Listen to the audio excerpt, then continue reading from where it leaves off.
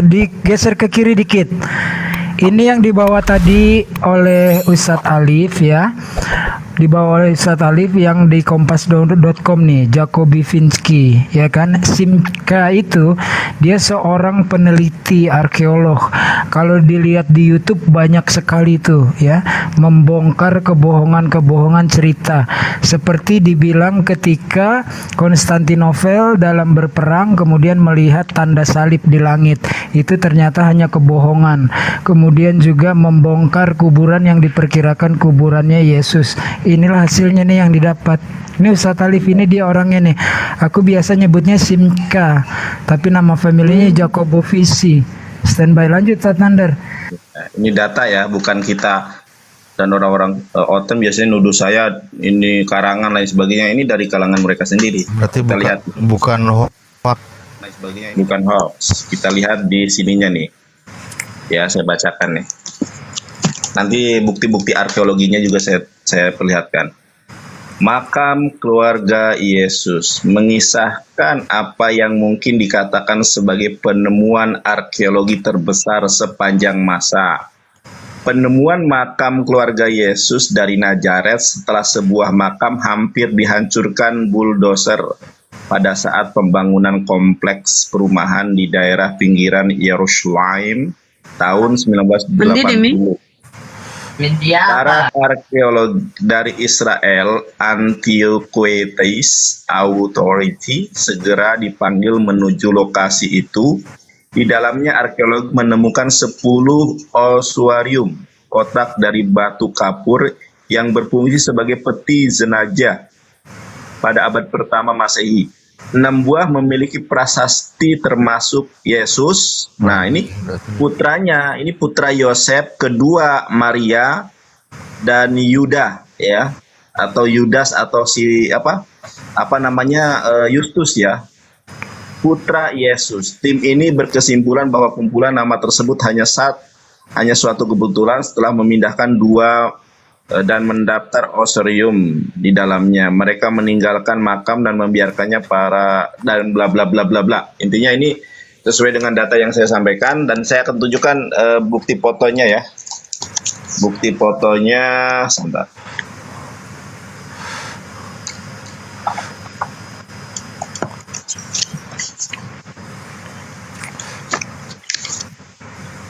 Nah, ini buktinya, bukti arkeologinya. Sebentar. Ini ya, ini di Israel nih. Ruangan depan makam yang terbuka secara tidak sengaja oleh ledakan dinamit.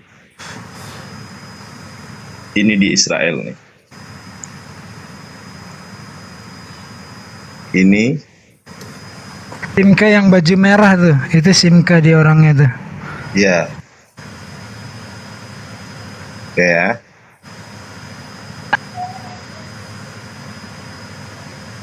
Oke, ini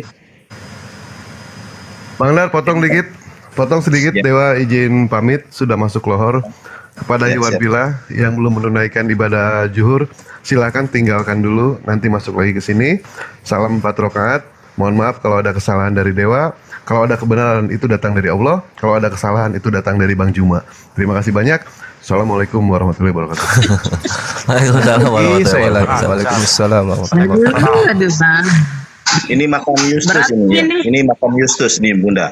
Ini makam Justus teman-teman ya. Hanya ada 3 ossuarium di dalamnya makam yang dihias yang tidak bernama. Ossuarium Mariamene, foto di atas, dan ossuarium yang tampaknya milik putranya yaitu Yudas, atau kalau di dalam di dalam Kolose 4 itu Justus.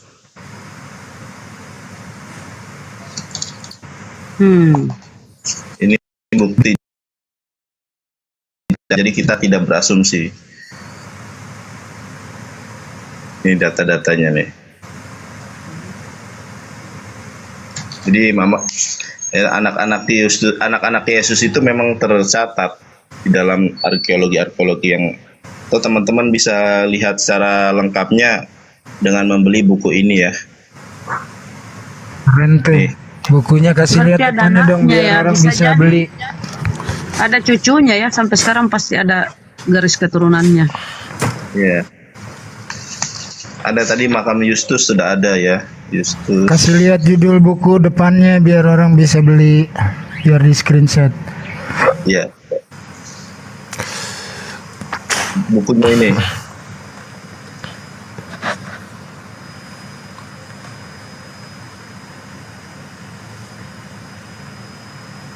Cucunya dalam Malikul Amalan. Dan ini Yesus sesuai dengan family. data ini. Oke. Dan ini sesuai dengan data yang ini loh. Nah ini. Jadi Yesus ini menikah dengan Maria Magdalene, punya anak yang namanya Joseph. Di situ ada tuh Joseph. Joseph son of Christus yang Ya, ya.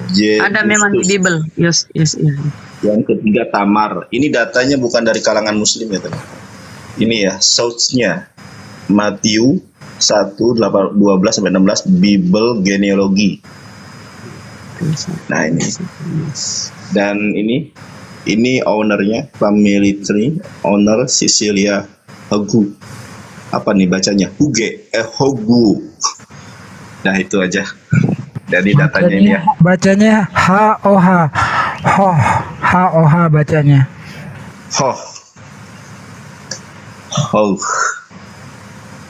Oke, terima kasih. Soal data, debater Islam tuh katanya Perah Esther Kores tumpah-tumpah, luber sampai Vatikan. Vatikan aja sampai tenggelam ya sama data aku. Nah, karena Yona juga itu sakti tuh. Jadi nama kuburannya tuh kuburan Talpiot ikhwan yang sering aku sebut-sebut. Nah, itu kuburan itu tuh. Jadi itu makam Yesus yang diimani oleh beberapa Protestan. Yang dimana di dalamnya tuh ada keluarganya gitu. Suara masuk ya? Bagus. Sakti. Masuk, bagus. Oh, makamnya ya. Nah, ya jadi Nah, ini ya kuburannya. Nah, ini bukunya. Nah, ini nama kuburannya itu di Talpiot itu loh. Mana ya si Talpiotnya? Nah, ini The Tomb in Talpiot gitu. Diekskavasi di tahun 1980 gitu. Ini aku wikinya aja lah, bukunya sama isinya. Nah, jadi Oswari itu tuh peti batu ikhwan, peti batu. Nah, di sini tuh ada Yesua bar Yosef. Ada Yesus anak Yosef. Terus ada Maria. Terus ada Yose. Nama saudaranya Maria Yesus. Yang mana? Maria maminya Yesus apa Maria Magdalena? Nah, nanti di sini dikasih tahu nanti. Terus nanti ada Yehuda bar Yesua atau Yahudi anaknya Yesus. Sama yang ke 1 2 3 4 5. Terus ada Mariemene Mara. Nah, ini ada Mariemene, ini ada Maria ya. Ini Marianya ya Maria yang itulah gitu. Terus ada Matia juga gitu. Itu jadi ada 1 2 3 4 5 6. Ada 6 peti batu gitu. Sebenarnya happy family ya. Dan itu bukan sebuah aib loh, happy family itu. Kritik aja ada juga kritikannya ada juga, tapi yang ngedukung juga banyak. Pertama ada Profesor Jacob Visi sama Cameron, ada juga Profesor Jody, Profesor Eric, ada Chun Leon Show, ada FW Dobbs Alshop. Banyak lah yang membenarkan bahwa itu tuh ya keluarga Yesus gitu loh. Itu. Nah, sekarang aku mau kasih silsilahnya. Tunggu ya. Nah, di sini goldenAgeProject.org.uk. Jadi ini website mengenai para orang yang melakukan ahli arkeologi yang berbasis di Britania Raya atau Inggris gitu. Nah, kita baca ininya aja ya. The current publicity given to the subject of Jesus' marriage to Mary Magdalene and subsequent children. Publikasi yang diberikan tentang soal pernikahan Yesus dengan Maria Magdalena yang menghasilkan anak-anak itu sudah mencapai 10 juta penjualan dari novel The Da Vinci Code yang ditulis oleh Dan Brown. Ini memberikan kita alasan bagus untuk memberikan rekaman genealogi atau rekaman silsilah secara tegas. sumber dari informasi silsilah ini datang dari peneliti dan juga scholarship yang dibentuk oleh Lawrence Gardner dan didokumentasikan di dalam bukunya Bloodline of the Holy Grail, published in diterbitkan di tahun 1995. Ini galak. Cut. Langsung keluar. Nah. Di sini kawan-kawan bisa dilihat ini Yesus ya.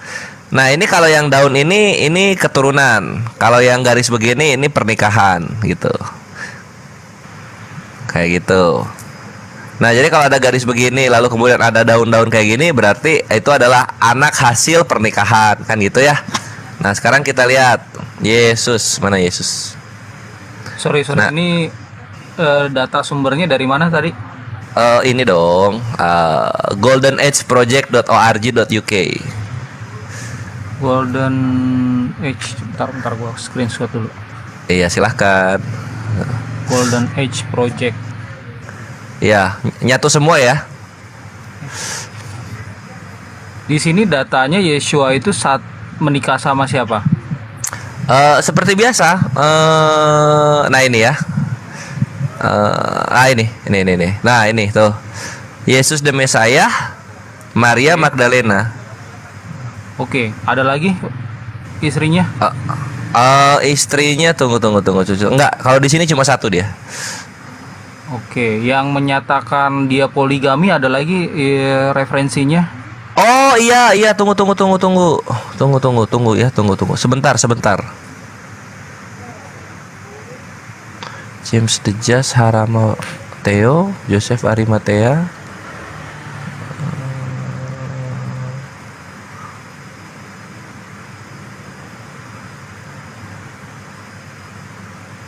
Tunggu. Ini Ana. Iya, sini. Ini Yesus sama Maria, ini Yesus sama Ana. Kalau Yesus sama Maria anaknya 3, Tamar, Justus, Yosefes, Baramateo. Kalau yang sama Ana anaknya namanya Ana juga, gitu. Cewek. Selamat datang di kebenaran. Satu ya, di yang istri kedua satu ya Bang Kores ya. Istri kedua anaknya 1, istri pertama anaknya 3. 3. Ini data dari tadi. Oke, gua mesti lihat dulu sih, cek datanya. Nggak nyangka ya, ternyata ya. Nah, Masya Allah. jadi Yesus Maria dia ini menikah, punya anak namanya Tamar atau yang dipanggil dengan Damaris, hidup tahun 33. Kemudian ada juga Jesus II the Justus ini Kolose 4 nomor 11 ya. Nah, lalu kemudian ada lagi tunggu. Yosefes Haramateo. Ini ada di wiki nih, Yosefes Haramateo. Lalu terus Yesus sama Ana ini anaknya Simon Magus dan Salome atau yang dipanggil Helena. Dia juga mempunyai anak namanya ini, Ana juga. Nah, nanti ikhwan, dari sinilah lahir raja-rajanya Inggris gitu. Tuh, nanti lahir ke sini. Nanti Ana menikah dengan anaknya Raja Inggris, King Lear. Nama anaknya King Lear itu Bran. Jadi Bran nikah sama anaknya Yesus. Lalu lahirlah Beli dan Penardun. Nah, gitu. Berarti mereka ada hubungan darah ya ke raja-raja Inggris. Iya, dari istri kedua. Dari istri kedua. Ya, kedua. Ya, aku rasa wajar ya, kan dia manusia, wajarlah dia. Yesus tuh anak manusia. Gelaran di Bible itu untuk dirinya kan dia selalu menyebut dirinya anak manusia. Anak manusia, ya wajar. Bang Kores, ini sumber datanya dari kekristenan ya? goldenAgeProject.uk. Tunggu.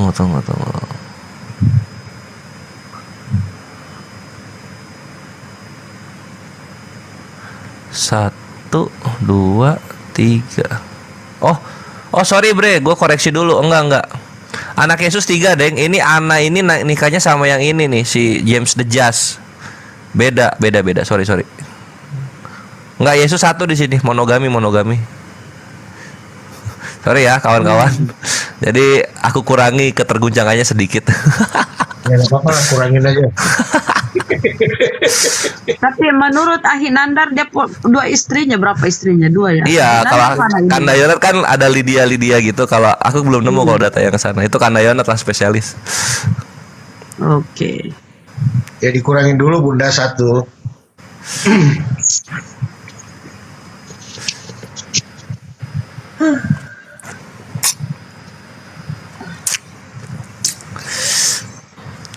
Semoga saudara-saudara Kristen kita tercerahkan ya. Dan wajar dia manusia. Dia dikhitan. Dia punya nafsu. Nafsu makan, nafsu tidur, nafsu segalanya. Tadi datanya Bunda itu bagus loh. Coba ada apa tuh yang inilah ibumu yang itu. Itu bagus itu. Itu cewek semua kan yang di sana kan? Iya. Dar. Kalau kita lihat Jadi, terjemahan lama itu data perempuan sejarah semua. untuk poligaminya belum ada nih. Poligami enggak Kandayonat. Romualdo mau minta data Yesus yang poligami.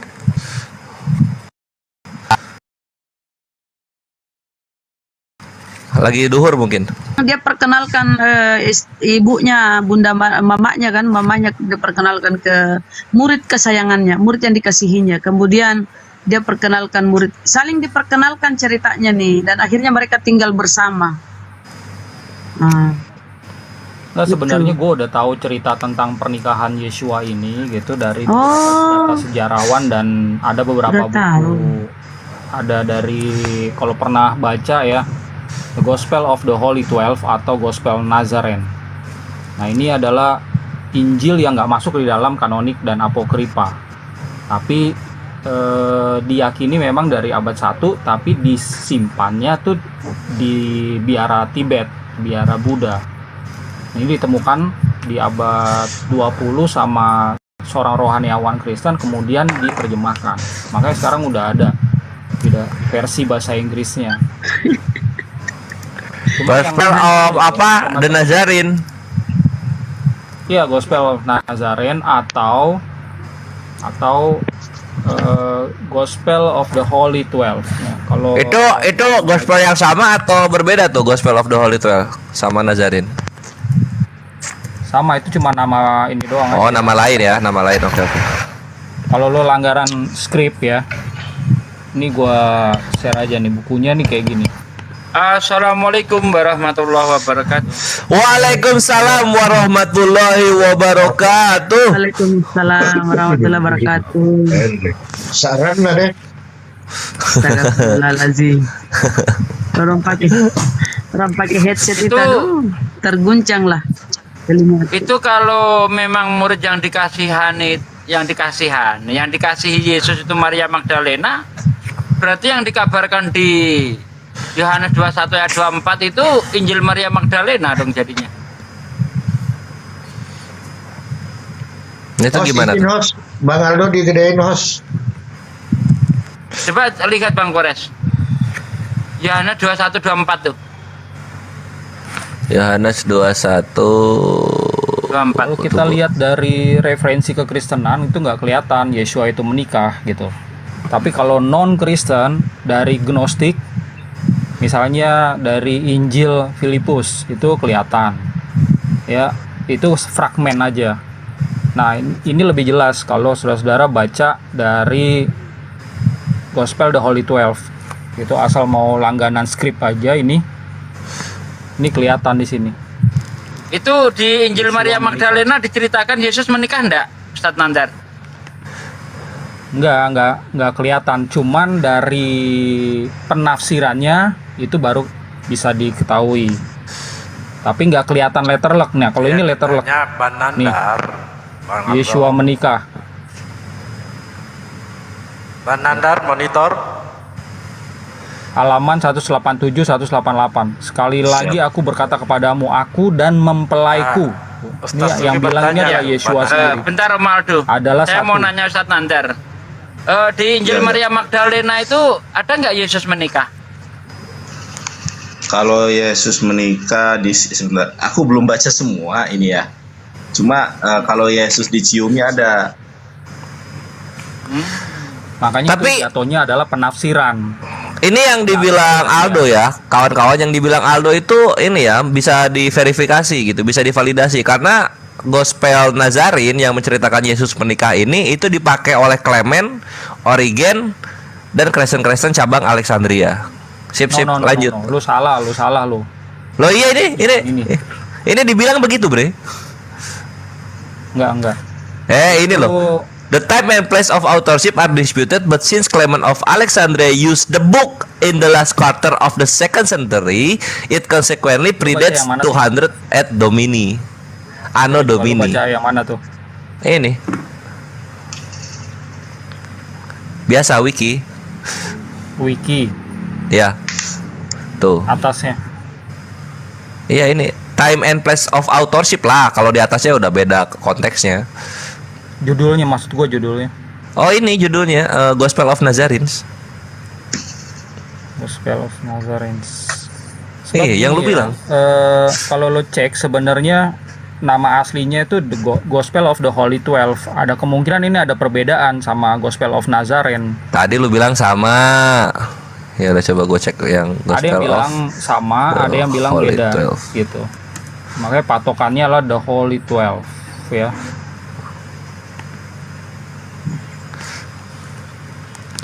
The Holy 12 ya, kita The Gospel of the Holy 12 kita buka.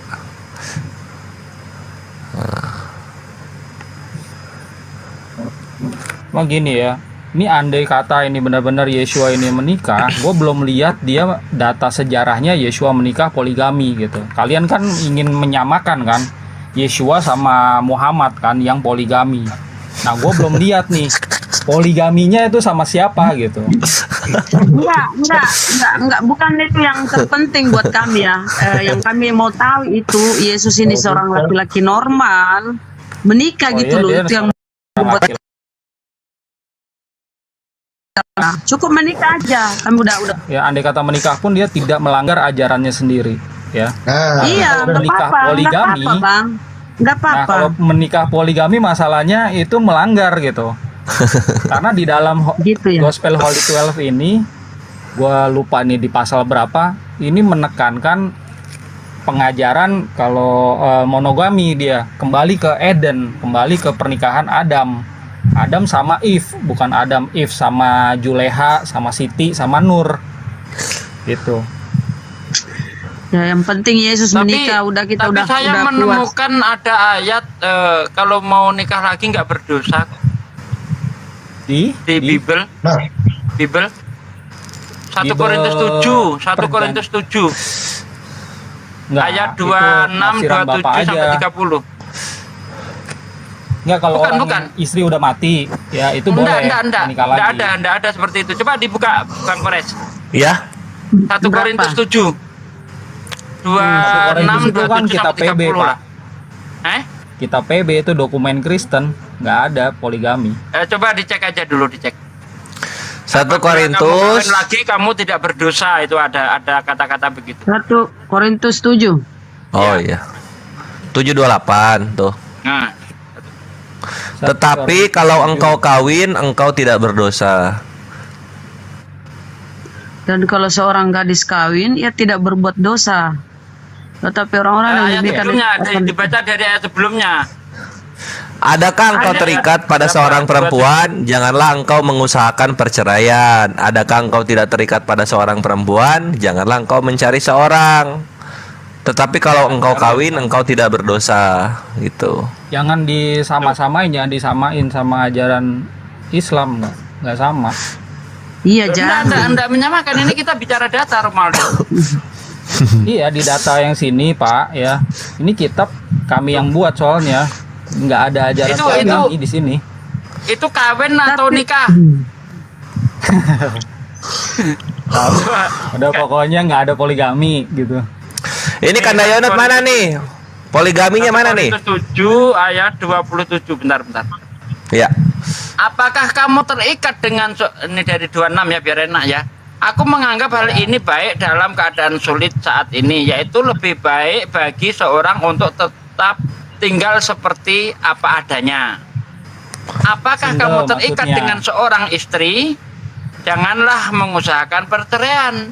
Apakah kamu belum terikat dengan istri? Janganlah kamu mencari istri. Namun, jika kamu menikah, kamu tidak berdosa. Dan jika seorang gadis menikah, ia tidak berdosa. Akan tetapi mereka yang menikah akan mengalami kesulitan-kesulitan hidup duniawi. Dan aku ingin kamu terhindar dari hal-hal itu. Jadi yang sudah menikah, ya, yang tidak mau mencerai istrinya, boleh nikah lagi, boleh kawin lagi. Nggak boleh gitu. Ini mah penafsiran Ini bunyi ayatnya loh. Coba, ini bunyi ayatnya jelas ya kan? Nih, ulangi lagi. Konteksnya. Bacanya pelan-pelan Pak ya. Nggak ada ajaran poligami ya. Bahkan orang Yahudi sendiri itu ban poligami di abad 11. Ini orang Yahudi. Coba dibaca di abad versi 1 Romaldo itu seperti apa makanya sih? pelan-pelan Bapak bacanya. Ini sebelum Islam ada, ini kita udah ban poligami. Di sini juga udah kelihatan. Ayat 26 ya. And I consider that this is good because of the necessity of the time, that it is better for a son of man that he should be thus. Maksudnya itu kalau dia bagusnya tetap single. Lihat konteksnya, karena pada saat itu adalah masa-masa penganiayaan. Ya, udah bagusnya yang single tetap aja single gitu loh. Terus ayat 27 ya. Are you bound with a wife? Apakah kamu sudah terikat dengan seorang istri ya? Don't seek release, jangan ceraikan. Terus. Are you loose from a wife? Apakah kamu sudah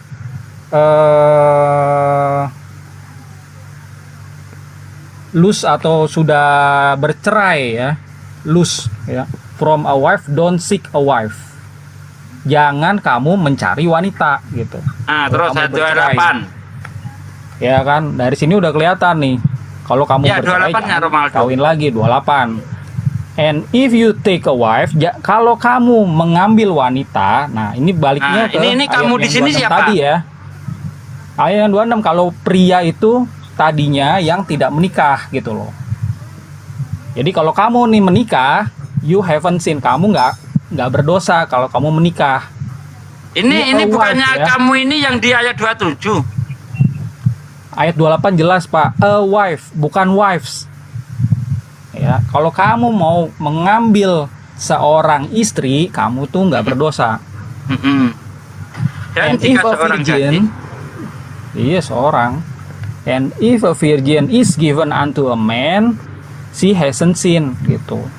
Kalau seorang perawan ini ya diberikan kepada seorang pria untuk menjadi istrinya, ya perawan itu juga nggak berdosa.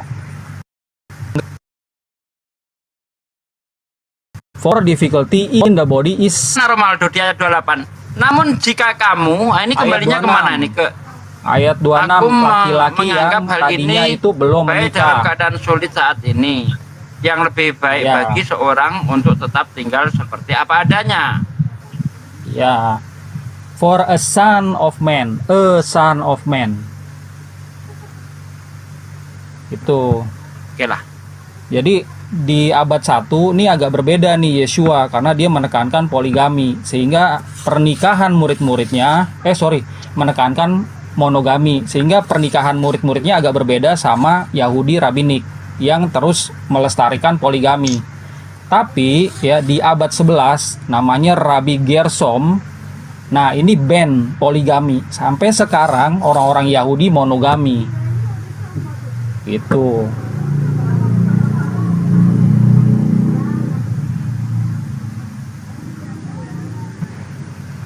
Kores bilang batas menikah poligami di Yahudi 8. Kores itu gimana Kores?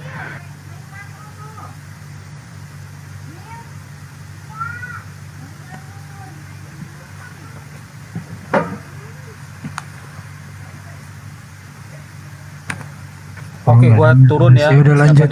Dar, kalau udah ada datanya yang poligami, coba nanti share ke gua, nanti gua cek deh. Ini Romo, aku sebelumnya pernah mengulas ini sama Natalia Iriani, yang punya data lengkapnya itu Natalia Iriani. Cuma Romo Aldo bisa cek. Natalia Iriani. Iya, coba nanti di sini Romo. Dibesarin Ini ya, bisa. nanti coba cross check. Ini bukunya nih tentang Yesus poligami, istri keduanya Lydia. Hostnya mana? Coba besarkan sedikit biar nanti Romo bisa lihat. Judulnya apa ya? Ya makanya ini kecil lah. Hostnya kemana nih? Nggak ada ya? Biar nanti Romo juga bisa cek Host, sendiri. cari host. Mana host? Atau Tidur. gimana ya? Ya, kecil Sholat ya. enggak, Sholat udah dulu. selesai semua. Aku tulisin aja dari bukunya. Yesus. Tak Yesus. tulisin ya nama bukunya ya. Yesus. Nanti aku tulisin ya. Aku tulis. Yesus Kasih and Bang Jos.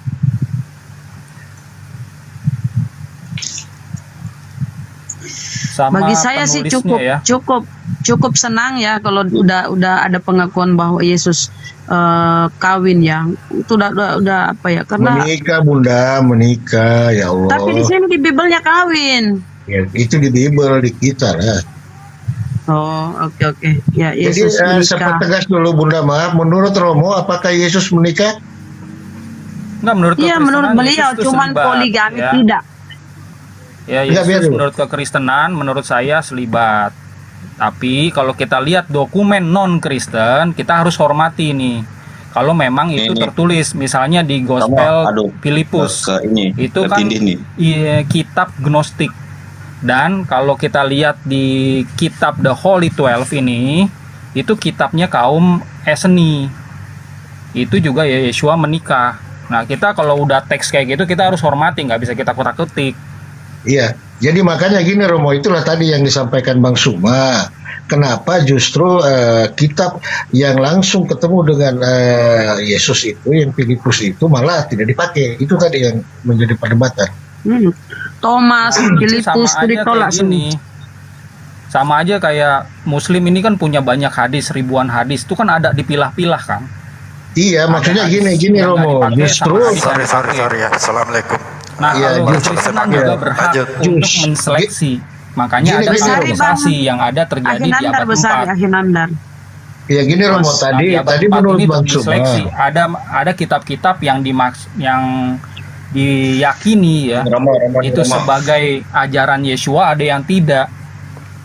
Standarnya ini apa bukunya, itu Romo. Romo? Standarnya Iya, Romo. apa Romo? Menolak yang lain, kemudian menerima yang itu. Ya, silakan. Ini Yesus nama and- bukunya Romo. Dalam buku ini, tar. Dalam bukunya Jesus the Riddle of the Dead Sea Scroll, Yesus teka-teki gulungan laut mati, terbitan Harvard, San Francisco, New York, 1992. Ya. Ini karyanya Gua udah Profesor punya ya.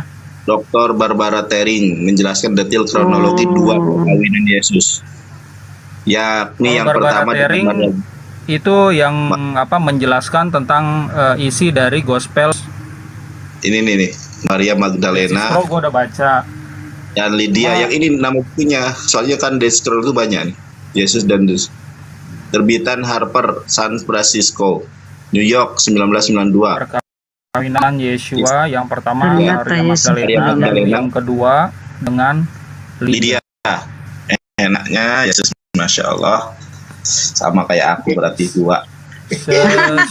Sorry, penulisnya siapa? Bahagia sama Yesus. Sorry, penulisnya ada siapa? Ini nih saya bukain lagi ya. Sorry. Ini Romo. Dalam buku awalnya Jesus the Riddle of the Dead Sea Scroll, Yesus dan teka-teki gulungan laut mati. Terbitan Harper, San Francisco, New York, 1992. Ini karyanya Profesor Dr. Barbara Tering. Nah, ini bukunya nih, sampul bukunya seperti ini. Di sini sebetulnya ada linknya yang menuju ke Amazon. Ya, bisa dibeli sendiri, di order. Ini Romo nih. Coba gue cek ya. Iya, ini bukunya nih. Cover bukunya seperti ini.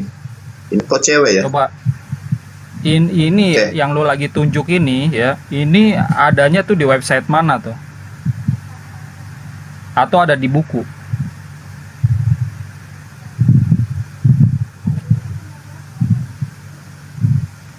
Nggak, maksudnya perihal Yesus berpoligami, istrinya 2 itu dalam buku yang ini yang sudah saya tadi tunjukin. Ini websitenya ini dari ini nih.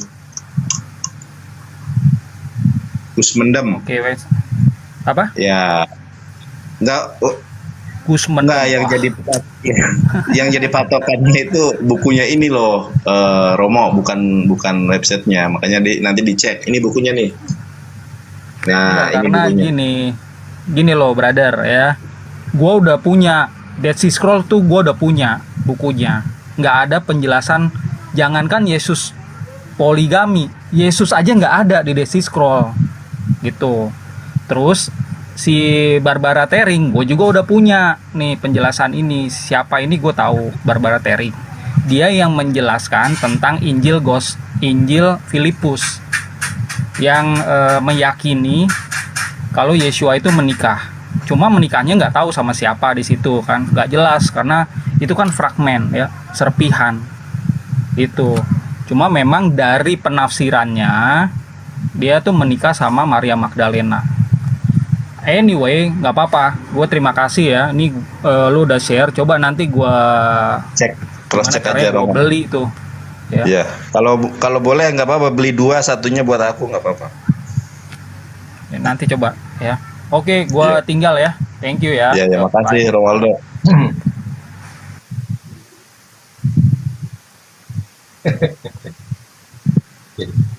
Yes, nikah, istri 2, enaknya. Jadi tadi dia udah mengakui Mas Ayu. Jadi sudah punya istri 1, cuman yang dia tangkis lagi masalah poligaminya ini kan. Nah gini, lucunya gini ya, kalau masalah makan babi, sunat katanya sudah dibatalkan dengan kematian Yesus atau sudah digenapi lah. Makna mereka menggenapi itu kan menghilangkan kalau mereka. Nah, tapi tentang poligami, itu di perjanjian lama itu banyak kan, salah poligami.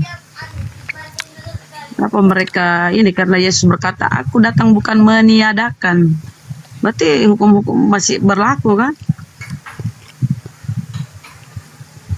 Si Aldo ngapain tadi? Si Aldo ngapain dia di sini? Mengiakan Gurunda bahwa memang ada literasi bahwa Yesus menikah, tapi dia menolak disamakan dengan ajaran dalam Islam bahwa dibolehkan poligami. Dia tolak kalau Yesus poligami. Ini siap. Tapi nikah boleh. Boleh. Ya dia Ya mengiakan. sudah. Sudah lah. Iya betul. Betul. Kalau nggak usah poligami, 1 istri aja udah ketahuan. Kalau Romo jujur, Romualdo itu. Jangan dipanggil Romo, sayang. Itu penghinaan bagi saudara-saudara kita di Jawa. Romo itu panggilan bangsawan. Mereka menggunakan kata Romo itu untuk kristenisasi. Nempel lagi berarti. Jangan. Dia tidak jadi ini lagi. Dia keluar. Panggil aja Romeo. Kalau pingin kali manggil dia panggil Romeo.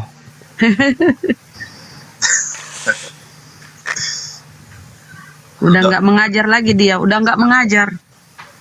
Ya pokoknya jangan dipanggil Romo lah itu si Aldo itu. Atau ada panggilan Romo kepada siapapun tokoh agama itu jangan. Karena Romo itu hanya untuk orang-orang bangsawannya, saudara-saudara kita orang Jawa.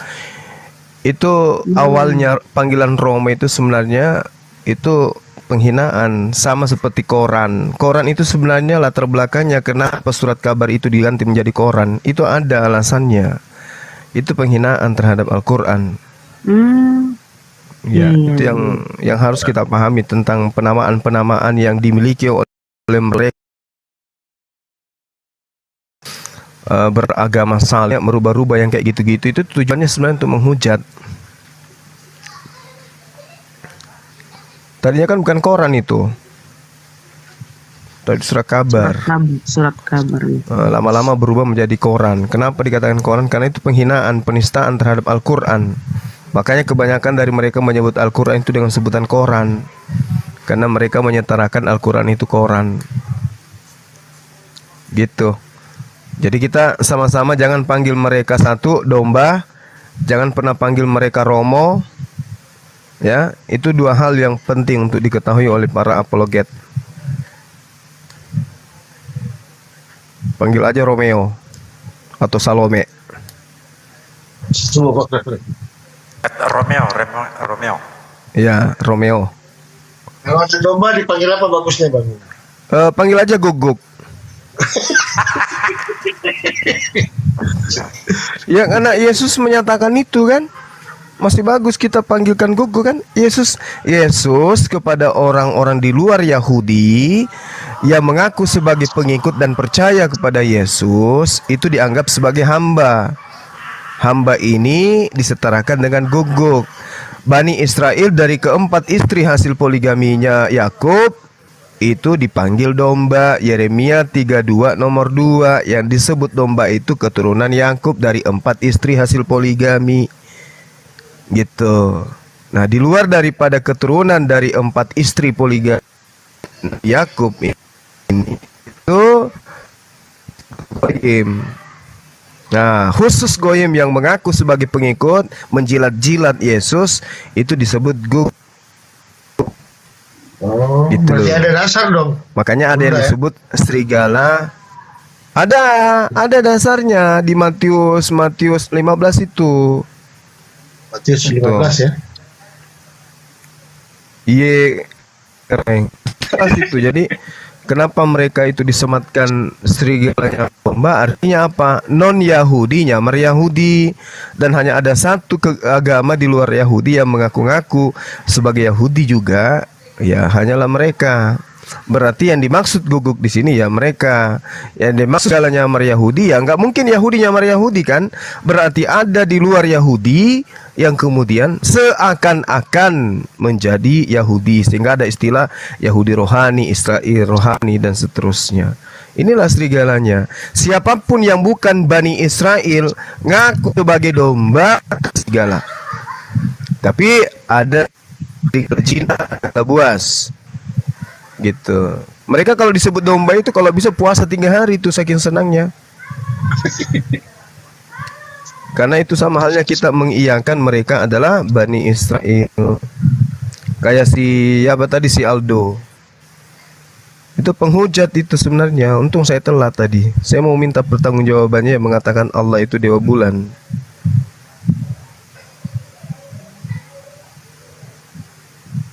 Gitu. Gitu ya, Romo Nandar, adikku yang sayangku. Ya, Itulah Bang. Mohon maaf. Itulah premi yang sering Dirimu dibawa. lebih pantas dipanggil Romo daripada tadi orang itu. Siap, abangku. Nanti kita panggil Aldo aja. Iya, panggil Aldo, aja. Ya, Bang Aldo atau Opa Aldo. Mas Aldo lah. Iya, Mas Aldo. Panjangannya itu alhamdulillah dia nongol. Nggak ada yang cocok menyandang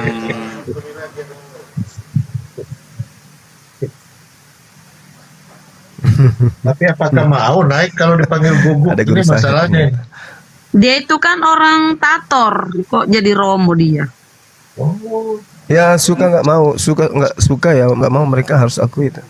nggak ada yang cocok menyandang Romo selain Romo Sugi. Mantap. Nah, itu. dia orang tato. Kalau pingin kali yang mirip-mirip Romo, panggil aja Homo. Astagfirullahaladzim. Bunda Rahma dan teman-teman, aku ada mengganjal di Yohanes 19 ayat 25-26 itu. Jadi kita juga harus objektif itu. juga ya. Iya. Ganjalanku Yang mana, Dinda? Ganjalanku di bahasa Minum Yunaninya. anggur atau apa? Oh, Bukan Yohanes. juga yang masalah. Coba ini. Masalah itu murid kasih dekat Yesus. Nah, murid yang dikasihi. Coba teman-teman kita lihat. Yohanes, oh tadi ya. Mengganjalnya di Yohanes mana? 14. Pengganjalannya di sini. Bukan Yohanes berapa? pengganjalan sih. Yohanes 19 ayat 25 sampai 26. Lah ya itu, murid yang dikasihi, apanya yang mengganjal? Kalau dalam bahasa terjemahan gak ada yang menganjal ya. Hmm. Dan dekat salib Yesus berdiri ibunya, berarti Bunda Maria ya, atau Maryam alaihissalam, alaihissalam, benar ya. Kalau cewek alaiha, kalau cowok alaihi. Dan di dekat salibnya Yesus berdiri ibunya Maryam alaiha shalom, dan saudara ibunya Maria, berarti ini namanya Maria semua nih ya. istri Klofas, dan Maria Magdalene. Jadi di sini ada 3 perempuan namanya Maria. Ya Maria semua Gurunda. Itu Maria saudara ibunya itu saudara perempuan itu, Ustaz Nandar. Iya, perempuan semua di sini. Jadi berdiri ibunya Yesus, Maryam alaiha salam. Kemudian saudara ibunya juga Maria alaihi salam. Ini bukan Maria alaihi salam berarti ya. Maria biasa. Maria. Pokoknya Maria. Nah, 3 Maria hadir di sini. Nah, enggak masalah di sini. Kemudian ketika Yesus melihat ibunya dan murid yang dikasihinya. Nah, ini dalam bahasa Yunaninya itu ini loh. Apa namanya itu maskulin, bukan feminim. Ntar kulihatkan dulu mana ya. Apa berarti laki-laki? Iya, laki-laki. Jadi guru. Nah, ini kita juga kan harus sebentar ya. Mana ya? Yohanes 19 ayat ke-26. Nah, Yohanes 19 ayat ke-26. Ini kan murid ya, murid yang dikasihi nih. Kita klik atau di dalam bahasa Yunaninya itu mateten. Nah, di sini mateten itu maskulin. Nah, ini permasalahannya di sini doang sebenarnya. Kalau dari bukan gini penjelasannya Nandar. Kalau untuk learner, disciple, murid itu memang kata sandangnya maskulin, tetapi itu untuk perempuan gitu loh, bukan bahwa kata sandangnya untuk laki-laki lalu di situ adalah perempuan, enggak. Maksudnya? Kan udah jelas di situ perempuan semua. Di ayat-nya pun di situ saudara perempuan ibunya. Nah, dan kalau kita lihat ya, murid yang dikasihi yang bersandar di dadanya, murid yang dikasihi bersandar di dadanya. Para murid yang 12 itu nggak ada di situ. Karena mungkin ini saat ditangkap. Mungkin ibu kelaki-lakian kali. Iya, karena 12 murid itu kabur. Markus 14:50. Kabur, nggak ada balik lagi itu. Sampai nanti Yesus yang katanya bangkit baru ditemuinya lagi di ruang atas itu. Di Lukas 24 ayat 46. Itu para murid ngumpet di situ tuh. Murid yang dikasihi itu bersandar di dadanya. Itu kita lihat gambarnya tadi, Leonardo da Vinci.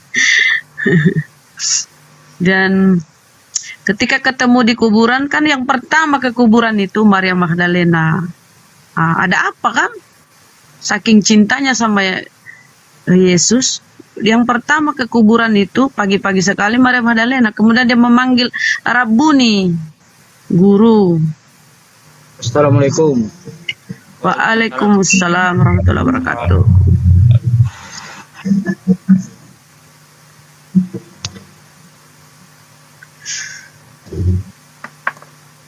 Enggak ada di situ Yohanes. Yohanes kan sudah dipenggal.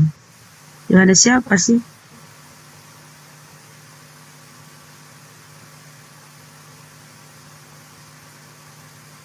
Kok diem?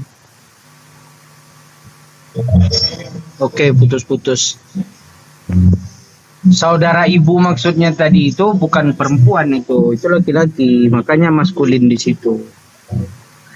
Coba kita lihat ayat atau terjemahan lama. Di sana saudara perempuan ibunya. Karena ini lain nih, dikit-dikit edit, dikit-dikit rubah. Ginilah akibatnya kalian bingung. Coba lihat tengok ayatnya. Itu yang dimaksud saudara ibunya Maria itu saudara ibunya Maria Magdalena.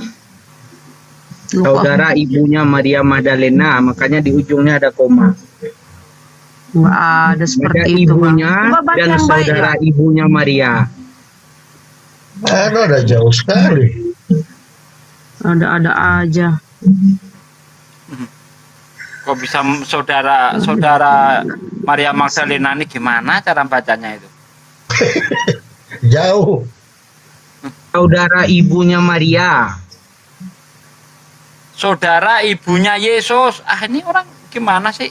Baca baik-baik dong. Nah, coba baca lagi. Di situ ada ibunya dan saudara ibunya Maria.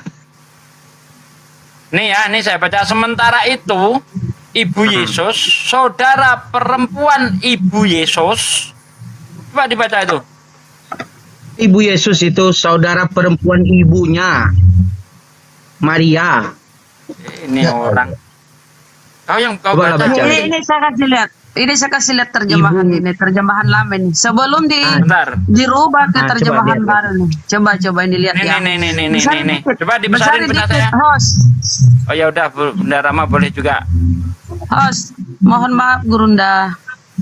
Silakan. Host, di manakah kau berada, host? Tuh kan udah dibesarin tadi. Oh, alah malah saya yang dibesarin. Oke.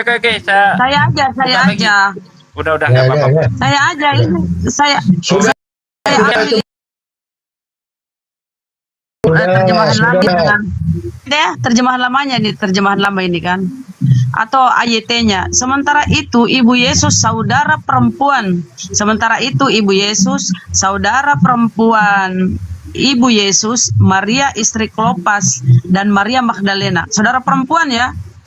Jadi nggak ada di sini bahwa di sini pun terjemahan lama ya. Maka dekat kayu salib Yesus berdirilah ibunya dan saudara ibunya yang perempuan, Maryam istri Klopas dan Maria Magdalena. Nah, kan ya. Jadi itu ya udah jelas ya. Jadi nggak ada di sini laki-laki ya. Oke, saudara. Jadi Yesus Ini Maria. Ya Gurunda. Maria dengan istri Klopas itu beda orang lagi. Beda. Karena ini istri Klopas nggak ditahu namanya, Mario kali. Jadi antara Maria dengan istri Klopas beda orang. Antara Maria istri Klopas. saudara ibunya Yesus dengan Enggak, itu Maria istri Yakin Klopas. itu? Dalam terjemahan lama Maria istri Klopas. Ya. Sementara itu ibu Yesus, saudara perempuan ibu Yesus, Maria istri Klopas dan Maria Magdalena. Maria bukannya koma di situ. Bukan. Setelah ibu Yesus, Maria istri Klopas baru koma. Oh. Ini koma pindah-pindah komanya berarti. Beda-beda ya, seenak. Di Bibelku Maria koma. Dibukain. Besarin coba. Ya, di tempatku juga Gurunda koma di situ. Nih. Maria Ya. koma. istri Sementara itu ibu Yesus, saudara perempuan ibu Yesus, Maria istri Klopas dan Maria Magdalena berdiri di dekat salibnya. Beda juga di kita. Kami juga beda. Pekerjaan lain Udahlah. atau Mau istrinya percetakan siapa ya? kayak bukan urusan kita. Bikin pusing. Tanda koma itu bisa merubah arti loh. Yang penting mereka udah sadar bahwa Yesus menikah. Oke.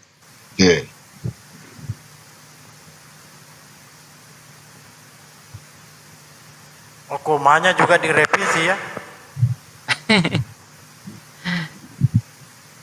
Komanya bisa pindah. Ya, kalau yang terjemahan baru di situ dan dekat salib Yesus berdiri ibunya dan saudara ibunya Maria, istri Klopas dan Maria Magdalena. Kalau di sini jadi 4 dia. Kalau yang tadi 3, ya kan tadi Maria ibu Yesus sama terus saudara perempuan ibu Yesus, Maria istri Klopas dan Maria Magdalena 4 juga. Nah, coba kalau yang sekarang Maria ibu Yesus, terus saudara ibu Yesus, ibunya Maria, terus istri Klopas, Maria Magdalena, 5. Jadi 5 orang kalau di terjemahan baru.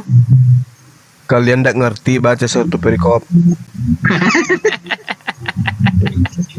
Aneh ini.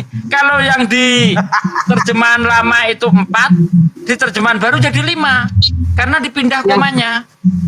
Yang di saya ini malah Maria, saudara ibunya Maria. Hah? Saudara ibunya Maria baru koma. Baru istri Klopas. Jadi berapa dia tuh? Jadi 2, jadi 3. Jadi 3. Ibunya Yesus, saudara ibu Maria. Kemudian baru istri Klopas. Kemudian Ada baru Lukas Maria nggak? Magdalena. Ada Lukas nggak? Ada Lukas nggak? Ada Petrus nggak? Markus? Nggak ada di situ. Terus Nggak kenapa ada. mereka so tahu nulis begitu banyak tentang Yesus disalib? Iya, kan semua kabur Gurunda, nggak ada di situ. Pengecut mereka lari. Nah, Kenapa mereka? Ini malah Kenapa lucu mereka lagi nih. lari? Ini malah lucu lagi yang versi seleber nih. Di dekat salib Isa berdiri ibunya, saudara ibunya yang perempuan, yaitu Maryam istri Klopas serta Maryam orang Magdalena. Nah, Kaca-kaca ya. jadi kalau di sini ternyata istri Klopas itulah saudaranya ibu Yesus.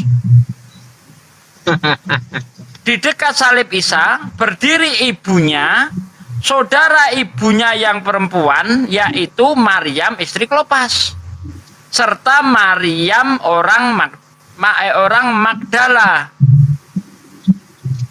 Adalah suka kalian lah, suka kalian lah. Ini entah gimana ini.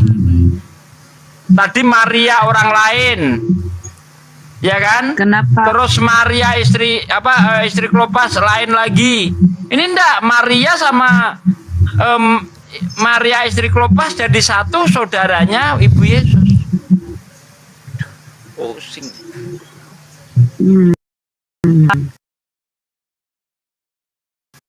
Terus Ini kenapa perempuan sembur? Terus yang menceritakan penyaliban itu di Bible 4 penulis itu siapa ya?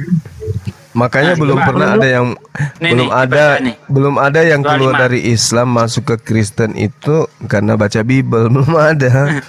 Nih ya. betul, Pada waktu betul. itu, Isa. pada waktu Isa melihat ibunya dan Pengikutnya itu Masih ayat 25. Oh, di dekat salib Isa berdiri ibunya, ya kan? Saudara ibunya yang perempuan yaitu Maryam istri Klopas serta Maryam orang Magdala. 3.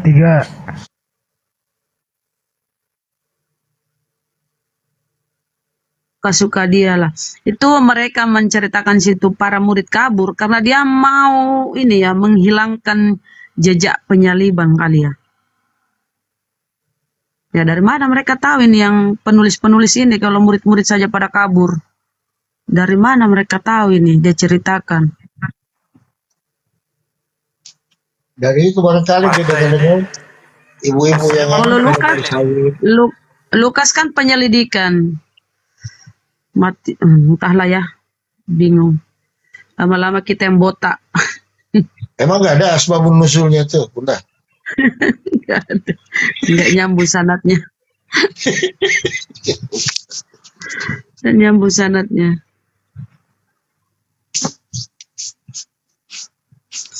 Nggak ada Coba yang berani naik. diperiksa dulu ininya, diperiksa dulu di Dukcapil, mana tahu kita ini berasal dari keturunan penulis Bible.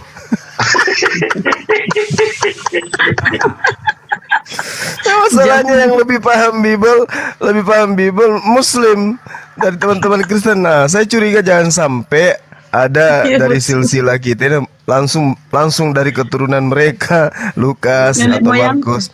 Iya, saudara Ada Palopo nenek ini moyang jangan kan. sampai cucunya Paulus. Bisa jadi. Murah, coba dicek-cek, siapa tahu ada darah Yohanes itu. Kayak pintar sekali kisahnya. Kalau Yohanes. Nah, justru Yohanes dikatakan sebagai orang idiot di dalam kitabnya Lukas. Jangan ada keturunanku Yohanes, jangan kalau ini. Yohanes dengan Petrus. Aduh. Tapi saya curiga Hisugi sih. Saya curiga Sugi yang punya nih. Makanya dia lari. Ya karena dia Bible berjalan. Betul-betul. Nah, Jangan itu dia. sampai dia keturunan Markus. Karena dia hafal sekali itu Markus. Dia suruh orang minum racun, Markus. Jangan-jangan Pak Desugi ini. Itu dia makanya. Nggak ada oten di bawah ya. Bagaimana mau naik lah, kita bilang kan guguk. Ya itu tertulis di dalam koran mereka, di dalam kitab mereka.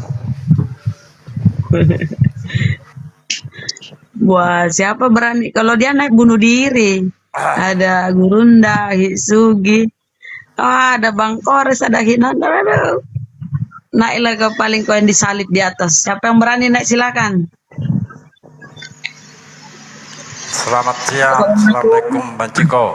Ini bagus nih, mantap dia berani nih. Silakan. Kenapa Bunda? Kayaknya Islam. Oh Islam ya, aku pikir Oten. Islam. Ya, aku turun aja, naikin Oten aja. Oke, siap.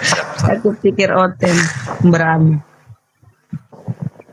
Host, dipasang lagi stikernya tadi, host.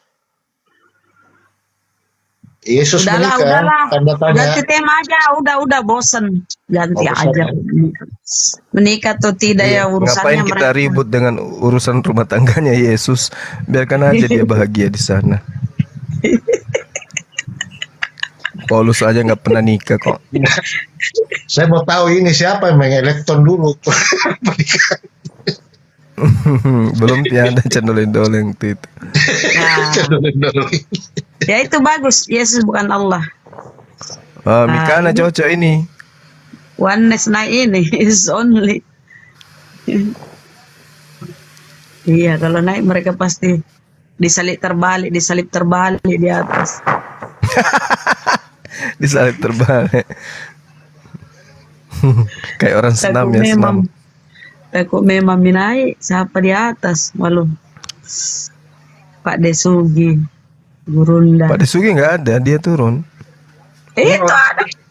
Ada di sana. Mana? Itu. Oh, iya betul. Dia takut tadi dibilang cucunya Markus. Diam-diam. Cuman pas mau dibaca silsilah diam. Iya. Saya curiga. Karena hidungnya mancung. Mancung ya. Mancung tapi agak besar ya hidungnya Pak Desugi. Nah, itu. Gara-gara ini kejepit pintu di antuk. Lebih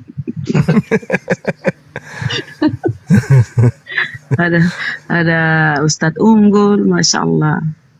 Lah kan naik ya, kalau dua aku turun. Terus saudara, kalau gini ya teman-teman Kristen, kalau imanmu yang kau yakini itu benar, ya kalau keimananmu kau yakin benar, naiklah. Berarti kalau kau nggak mau naik, berarti kau meragukan keimananmu, kau meragukan keyakinanmu gitu. Karena apa? Di Komal Muslim itu kami fair, kami nggak main mute, kami nggak ngekick ya. Kecuali kau menghujat, barulah kamu ditendang. Oh, kamu sopan santun ya. Diskusi sampai berapa jam pun dilayani. Naiklah.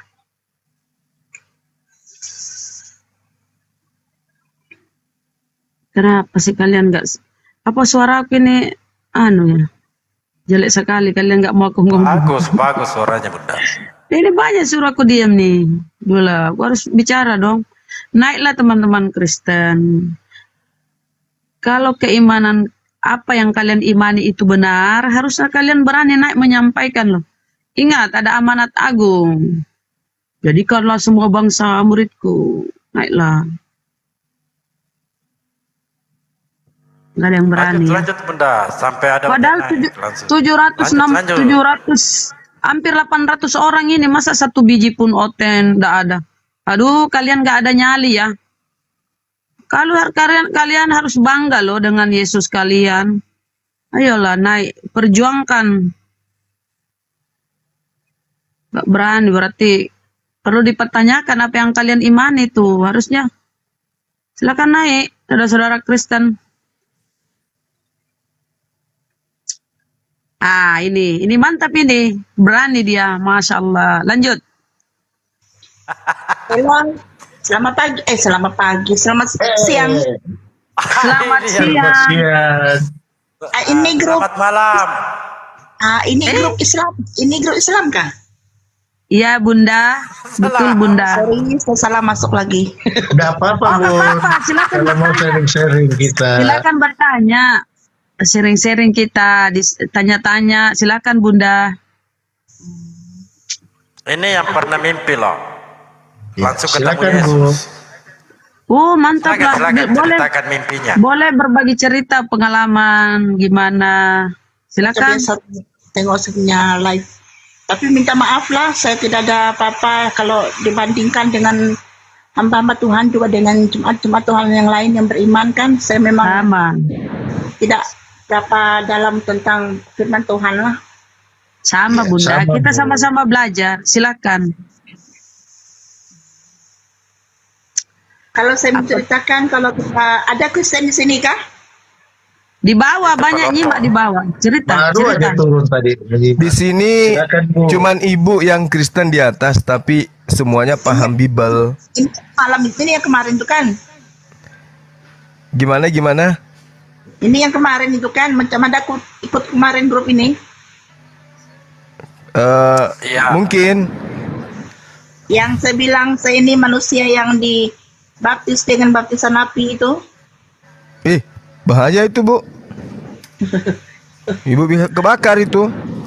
Apa rambutnya tidak kosong, Bu? Makanya aku tanya tadi, aku kira ini Kristen. Gini Gurunda, dia ketemu Yesus, dibaptis pakai api. Mantap. Saya pastikan itu bukan Yesus loh, Bu. Boleh saya tanya pasal Nabi Isa datang ke dunia ini untuk menghakimi manusia yang berdosa? Betul, bukan cuma iya, boleh. Itu di Al-Qur'an itu bagaimana cerita firman itu ya? Iya. Jadi Nabi Isa alaihissalam datang untuk yang kedua kalinya.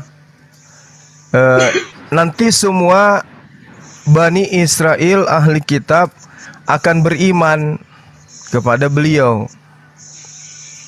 Tidak ada satupun di antara ahli kitab, dalam hal ini orang-orang Yahudi, yang tidak beriman kepada Nabi Isa alaihissalam ketika datang. Barulah mereka ternyata Mesias yang kita tunggu betul-betul yang dulu kita tolak, yang ditolak oleh nenek moyang kita. Karena Nabi Isa di dalam Al-Quran diterangkan dalam surah As-Sukruf ayat 61, wa innahu la ilmul lisa'ah fala tamtarunna biha wattabi'un hadza siratum mustaqim. Sesungguhnya Nabi Isa itu benar-benar menjadi pertanda akan datangnya hari kiamat. Karena itu janganlah sekali-kali kamu ragu tentang kiamat itu, dan ikutilah petunjukku. Isa inilah jalan yang lurus. Nah itu jelas Pak. Itu. Inilah yang saya sebut kemarin Pak. Iya. Itulah Tuhan Yesus itu datang ke dunia ini untuk membaptis saya dengan baptisan dia. Untuk Maaf Bang Zuma. Iya, Bu. Ya, saya potong sedikit. Kalau Yesus itu tidak akan datang lagi, Bu. Ada di Ibrani 10:12. Kalau Nabi Isa datang. Kalau di Yesus ini ada di Ibrani 10:12 itu. Dan berapa Tuhan Yesus datang ke bumi ini? Kalau Yesus nggak turun lagi, Bu, dia sudah naik di atas, dia nggak turun lagi. Itu ada di Ibrani 10:12. Yang turun itu siapa? Bunda Rahma, maaf. Silakan. Ibrani 10:12, dia duduk di samping kanan Bapak untuk selama-lamanya. Itu, Burunda, silakan. Iya, jadi kalau dikatakan yang datang dalam mimpi ibu itu adalah Yesus, itu sangat-sangat diragukan. Dan orang-orang yang percaya kepada Yesus pasti menolak itu. Karena di dalam Matius 24 nomor 23, Yesus berpesan, jika ada orang berkata, lihat ada Yesus di sini atau ada Yesus di sana, kata Yesus, jangan kamu percaya. Janganlah kamu percaya, kata Yesus. Itu perintah. Jadi kalau ibu bermimpi bertemu Yesus, perintah Yesus kemudian jangan kamu percaya. Karena Yesus nanti datang yang kedua kalinya, Bu, di dalam Matius 24 nomor 27, sama seperti kilat yang memancar dari sebelah timur dan melontarkan cahayanya sampai ke barat. Demikian pula lah kelak kedatangan Anak Manusia itu.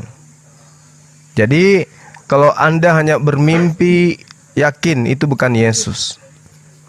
Ya, karena kedatangan Yesus yang kedua nanti itu menurut kitab ibu sendiri, dia akan memancarkan seperti apa?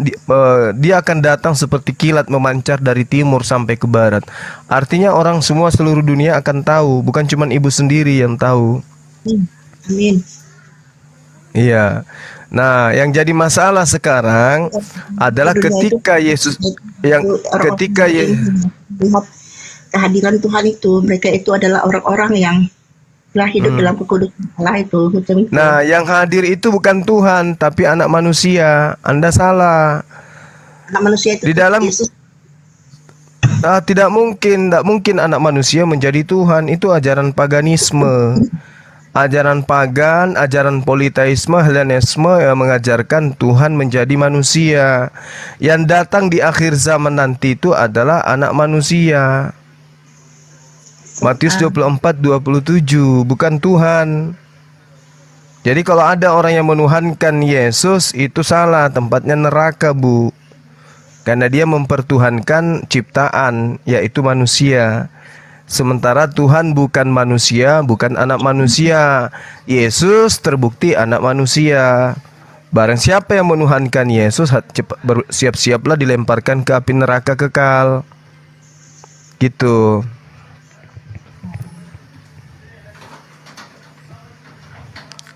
Silakan, Bu.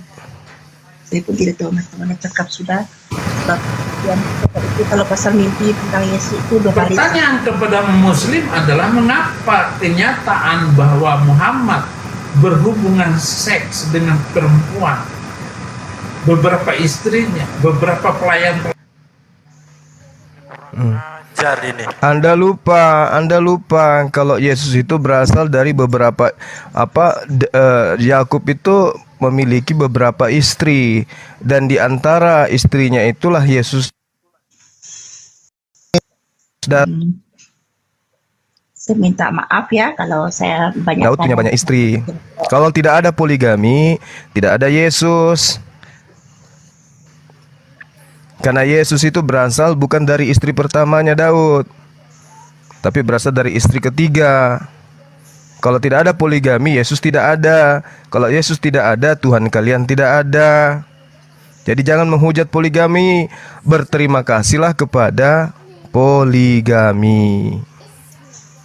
Gitu. Yang tidak boleh itu mempoligamikan Tuhan. Menduakan Tuhan itu yang tidak boleh. Kalau menduakan istri boleh. Yang tidak boleh itu menduakan Tuhan. Kalau dikatakan istri itu cemburu, kalau suami poligami, Tuhan lebih maha pencemburu. Ya. Itu dalilnya ada. Jadi kalau ada istri yang tidak mau diduakan, jangan jadi istri. Tetap aja sendiri supaya tidak diduakan. Kalau ada istri yang tidak mau diduakan, jadilah Tuhan. Karena hanya Tuhan yang tidak mau diduakan. Gitu.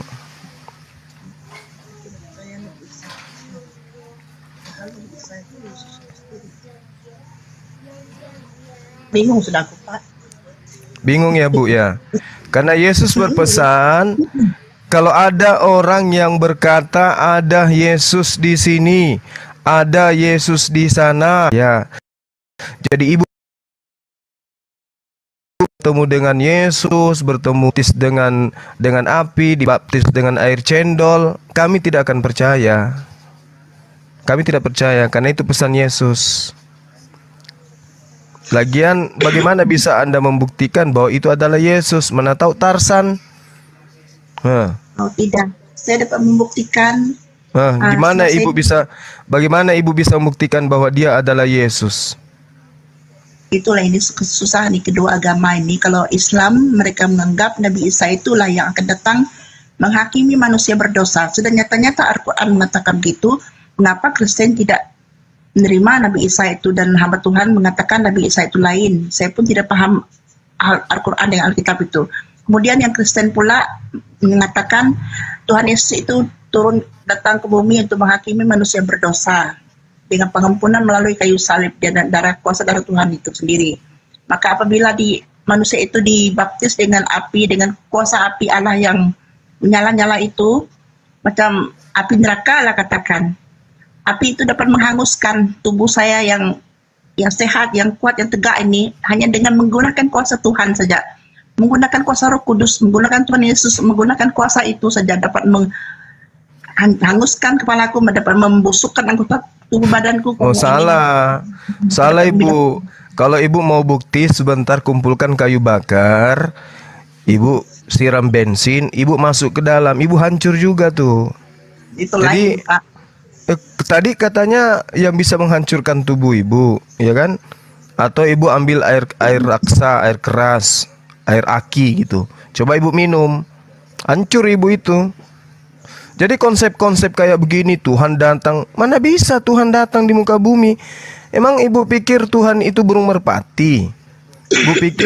Ibu pikir Tuhan itu makhluk apa? Genderuwo.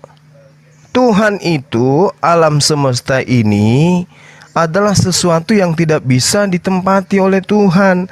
Yang bisa tempati alam ini hanya makhluk. Lah Tuhan bukan makhluk. Tempatnya Tuhan itu bukan alam ini. Tuhan tidak bisa menempati ruang dan waktu karena Tuhan bukan makhluk. Jadi kalau ada yang datang bersama dengan malaikat, itu bukan Tuhan, tapi utusan Tuhan. Kecuali Ibu menganut ajaran pagan, Tuhan itu banyak, ya Tuhan bisa berubah. Tuhan datang dengan membawa panah, membawa apalagi kereta, itu dunia hayal. Tapi yang disebut Tuhan itu, Bu, maha melihat, maha mengetahui, maha mendengar. Jadi dia tidak perlu datang ke bumi karena dia sudah tahu. Dia tidak perlu datang ke bumi karena dia sudah mendengar. Apa yang terjadi di atas muka bumi tidak ada yang lolos dari pengetahuannya. Jadi buat apa dia datang? Gitu loh Ibu. Yang datang itu cuma utusan. Makanya Yesus ketika dia datang, apa yang dikatakan? Di dalam Yohanes 17 nomor 3, hidup kekal itu adalah mengenal Tuhan Allah satu-satunya Tuhan dan mengenal Yesus sebagai utusan Tuhan. Jadi kalau Ibu mengenal Yesus sebagai Tuhan, Ibu keliru, dilempar nanti ke dalam api neraka. Karena Yesus itu mengaku, aku utusan, barang siapa yang mau mendapatkan hidup kekal, percaya dan kenalilah daku sebagai utusan Tuhan. Jadi nggak boleh dikenali dia sebagai Tuhan, nggak boleh. Nggak boleh. Boleh aku tanya? Kenapa? Kamu Ustaz? Boleh. Aku tanya, Ya. boleh kamu Ustadz kah? Kamu Ustadz kah? Saya penginjil jalanan, Bu. Oh, penginjil jalanan Islam. Saya bukan ustadz. Iya. Islam. Saya penginjil jalanan Islam, betul. Sebab apa yang kamu sebut? Mengajarkan Injil gratis. Oh, apa Gimana? yang kamu sebut? Oh, tidak apa. Sebab apa yang kamu sebut tadi kan? Kamu cakap kalau Tuhan itu datang, Nabi Isa itu datang ke bumi ini. Kalau saya menjelaskan perkataan ini kan, ada hamba Tuhan yang tahu saya ikut live kamu hari ini, mereka selalu mengejar saya, mengintai saya. Mereka merekam suara saya, mereka mau melihat bukti. Mereka menyangkal, saya menyangkal Yesus, menyangkal Alkitab, menyangkal Kristen. Saya tidak menyangkal kekristenan saya. Tapi mereka selalu mengejar saya, cari jalan untuk menjebak saya. Tapi hari ini saya menyatakan hal itu, dan puji Tuhan saya berterus terang. Dan kamu tadi cakap apabila Tuhan itu datang, Nabi Isa itu datang ke muka bumi ini, orang-orang akan semua mengetahui dia. Maksud firman itu, Al-Quran itu seperti firman Tuhan Kristen kan, orang-orang mengetahui kedatangan dia. Maksud dia itu, kalau Alkitab itu, orang-orang semua hamba Tuhan di seluruh pelosok dunia dapat melihat dia. Macam itu sebenarnya, orang-orang yang hidup dalam kudusan Tuhan itu. Orang yang hidup dalam kudusan Tuhan itu yang dapat melihat Tuhan itu datang. Dan apabila manusia yang dibaptis dengan baptisan Roh Kudus, baptisan api itu dinyatakan oleh Tuhan, diperlihatkan oleh Tuhan, maka semua hamba-hamba Tuhan di seluruh pelosok dunia dapat melihat dia dari kejauhan, dari mana saja, dari segala seluruh pelosok itu dapat melihat manusia yang di tubuh Kristus itu sendiri, tubuh Yesus itu sendiri, untuk dijadikan contoh. Inilah manusia yang telah dihidupkan oleh Allah, dinyatakan oleh Allah, dinyatakan oleh Yesus melalui penghakiman baptisan api di tengah-tengah hamba Tuhan, seperti mana firman Tuhan Kristen itu menyatakan. Dan itulah hidup saya ini, macam itu. Iya, gini Bu. Yang kamu sebut dalam Al-Quran tadi. Iya. Oke. Orang kalau dibaptis dengan air kan dipercik pakai air. Orang kemudian misalnya dibaptis dengan tepung kan dipercik dengan tepung. Nah, kalau dibaptis dengan api berarti kan dibakar, Bu. Belum ke neraka udah dibakar duluan. Gimana Anda mengatakan ini ajaran kebenaran? Sementara manusia itu menghindari api lah. Ibu justru mau dibaptis pakai api. Coba lihat orang yang dibaptis pakai air itu. Baptis selam misalnya, dibawa di kolam, disuruh menyelam. Nah, ibu nanti kalau baptis api, nyalakan api, ibu disuruh masuk ke dalam. Ibu mau? Ibu mau dibakar pakai api, mau? Tidak lah, Pak. Ini ajaran apa yang kayak gitu-gitu, Ibu?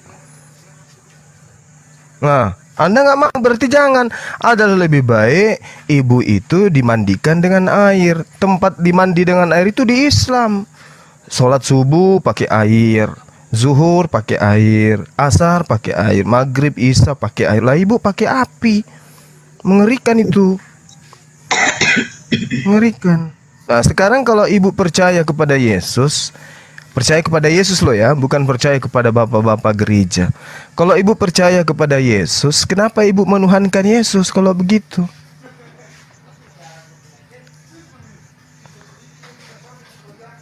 Ibu percaya kepada Yesus. Orang kalau percaya kepada Yesus berarti percaya kepada Yesus. Orang yang percaya kepada Yesus, ya percaya kepada Yesus. Apa yang Yesus katakan, ya itu harus dipercaya. Dia mengatakan aku utusan Tuhan, ya percaya. Jangan malah ditolak. Ah, kamu itu adalah Tuhan loh. Di mana ceritanya? Katanya percaya kepada Yesus. Kalau percaya kepada Yesus, ya terima Yesus itu sebagaimana apa yang Yesus ajarkan. Ya, Pak. Contoh, gimana? Seperti yang kamu cakap tadi kan, Bapak cakap tadi kan, kalau Yesus datang kan, kalau sudah dibaptis itu kan, hamba Tuhan juga berusaha untuk menyembunyikan saya supaya tidak diketahui orang-orang lain, terutama sekali orang-orang Islam. Sebab orang Islam kan menyangkal Yesus. Orang Islam tidak menerima kehadiran saya. Oh salah, Ibu Kristina, yang menyangkal. Sabar Bu, sabar. Ujung-ujung sabar. Sendiri pun diingini untuk dibinasakan juga, anak saya dibinasakan karena ibu ini, ibu jangan terlalu masuk ke dalam dunia hayal, Ibu. Jangan terlalu ke dunia, jangan. Jadi gini, yang menyangkal Yesus itu bukan Islam. Yang menyangkal Yesus itu justru ibu. Yesus mengatakan, aku bukan Tuhan. Ibu percaya enggak? Sebab kami belajar Alkitab dari kecil kan, kami pertanyaan sejak apa itu Alkitab tersebut. Iya, maksudnya gini Bu, Yesus mengatakan aku bukan Tuhan. Ibu percaya enggak itu perkataan Yesus? Tahu Pak. Hah? Kenapa ibu menyangkal kalau Yesus mengatakan sesungguhnya aku ini bukanlah Tuhan? Nah, kenapa ibu menyangkal itu? Kenapa justru ibu menyangkal dan malah menganggap Yesus itu Tuhan? Kenapa? Katanya Islam yang menyangkal. Bukan, kami tidak pernah menyangkal Yesus, justru kami beriman kepada Yesus sesuai dengan ajarannya. Aku manusia, aku menyampaikan firman, aku melakukan mujizat, melakukan kekuatan, melakukan tanda-tanda, aku utusan, aku nabi dan rasul untuk Bani Israel. Kami tidak menolak itu.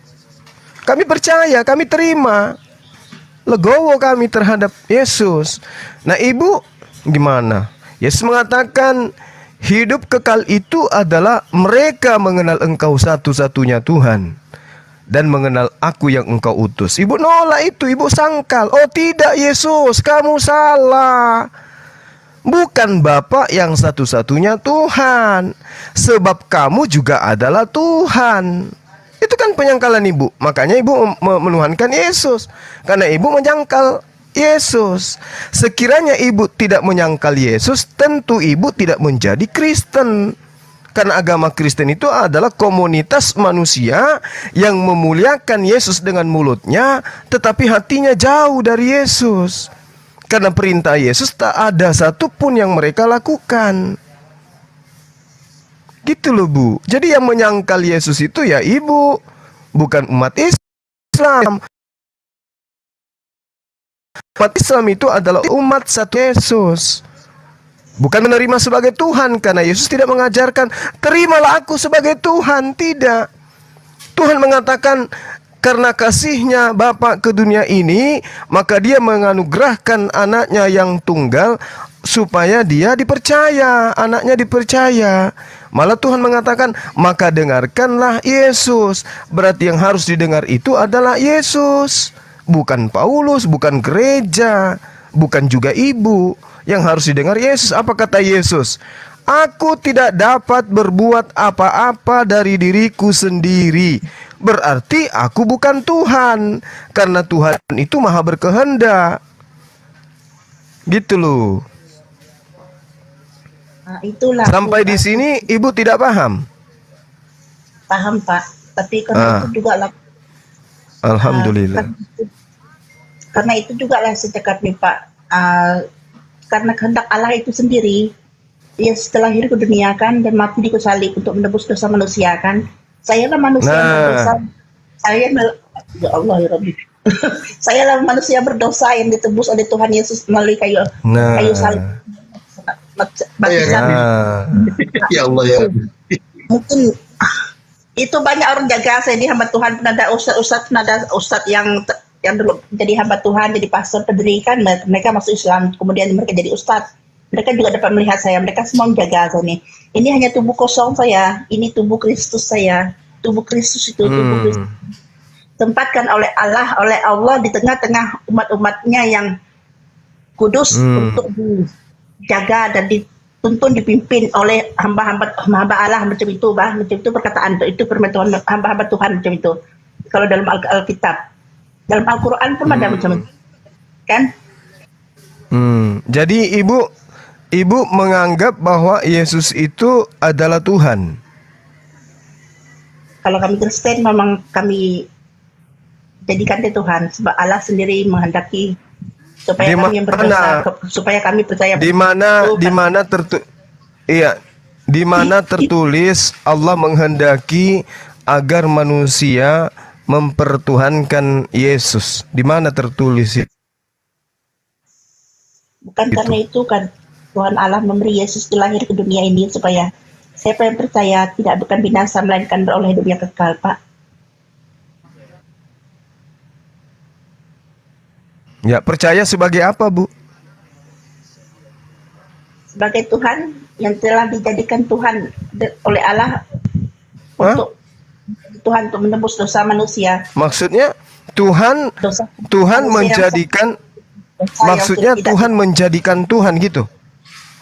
Contohnya manusia yang sudah sangat berdosa tidak dikehendaki oleh Maksudnya Allah Tuhan baptis dengan api demikian supaya melalui Yesus itu sejak dia boleh selamat dan masuk ke dalam surga gitu.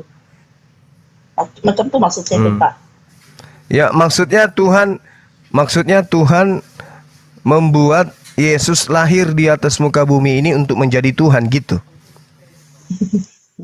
Sudahlah Pak, kalau tidak paham juga saya pun tidak boleh banyak cakap pasal hal itu, sebab itu hal Tuhan, hal kepercayaan, hal Tuhan yang beri saya hidup, yang telah menjadikan saya baru, hidup baru. Dan Nggak bisa Bu, nggak bisa, karena kita itu manusia diberi akal. Masa kan ada Tuhan dilahirkan oleh manusia, Bu? Pencipta langit dan bumi dilahirkan oleh manusia ciptaannya. Masuk akal. masuk akal, tak masuk akal itu. Apakah kemudian Tuhan dibunuh oleh manusia? Bagaimana Anda mengatakan itu firman Tuhan kalau itu adalah perkataan manusia biasa? Di mana Yesus mengatakan itu Tuhan kemudian dilahirkan? Di mana itu tertulis? Itu cuma doktrin yang Ibu sampaikan tadi, itu doktrin gereja. Ibu menuju kepada doktrin gereja, meninggalkan ajaran Yesus. Yesus mengajarkan dirinya bukan Tuhan. Tapi ibu melalui ajaran gereja, ibu menganggap Yesus Tuhan. Mana yang benar, ajaran Yesus atau ajaran gereja? Ayo. Yang mana yang benar menurut ibu? Ajaran gereja atau ajaran Yesus?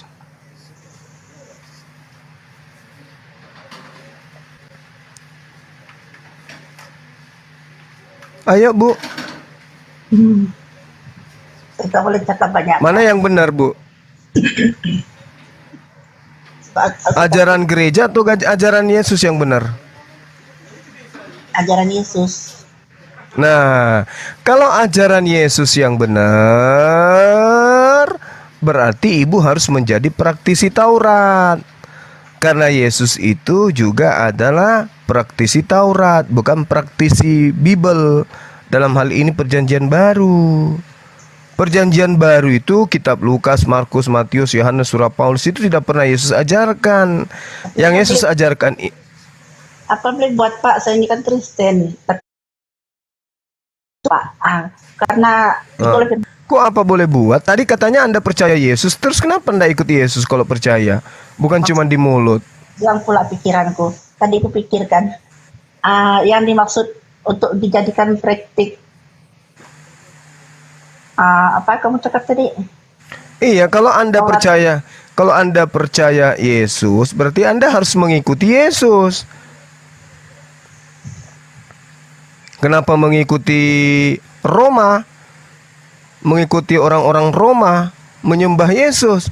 Yesus kan menyembah kepada esensi yang tak terlihat, yang tidak berwujud di dalam dunia ini, yang disembah Yesus, yang Yesus sebut Bapa.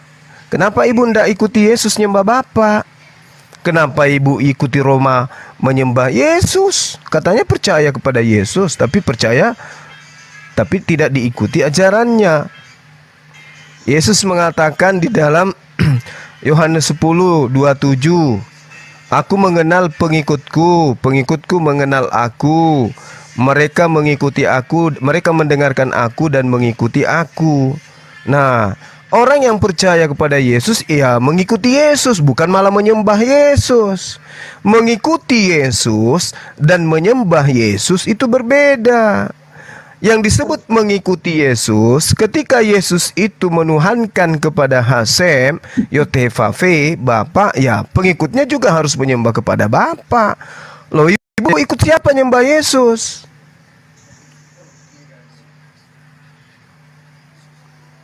Seperti itu juga lo kupikir Pak, tapi semua hamba-hamba Tuhan di negeri Malaysia ini kan, mereka pun tidak menerimaku karena aku tiada paspor. Dulu aku masih umur 17 tahun, datang ke Malaysia, dibawa oleh omku kawin dengan orang Malaysia. Jujur aku tersangkut di Malaysia.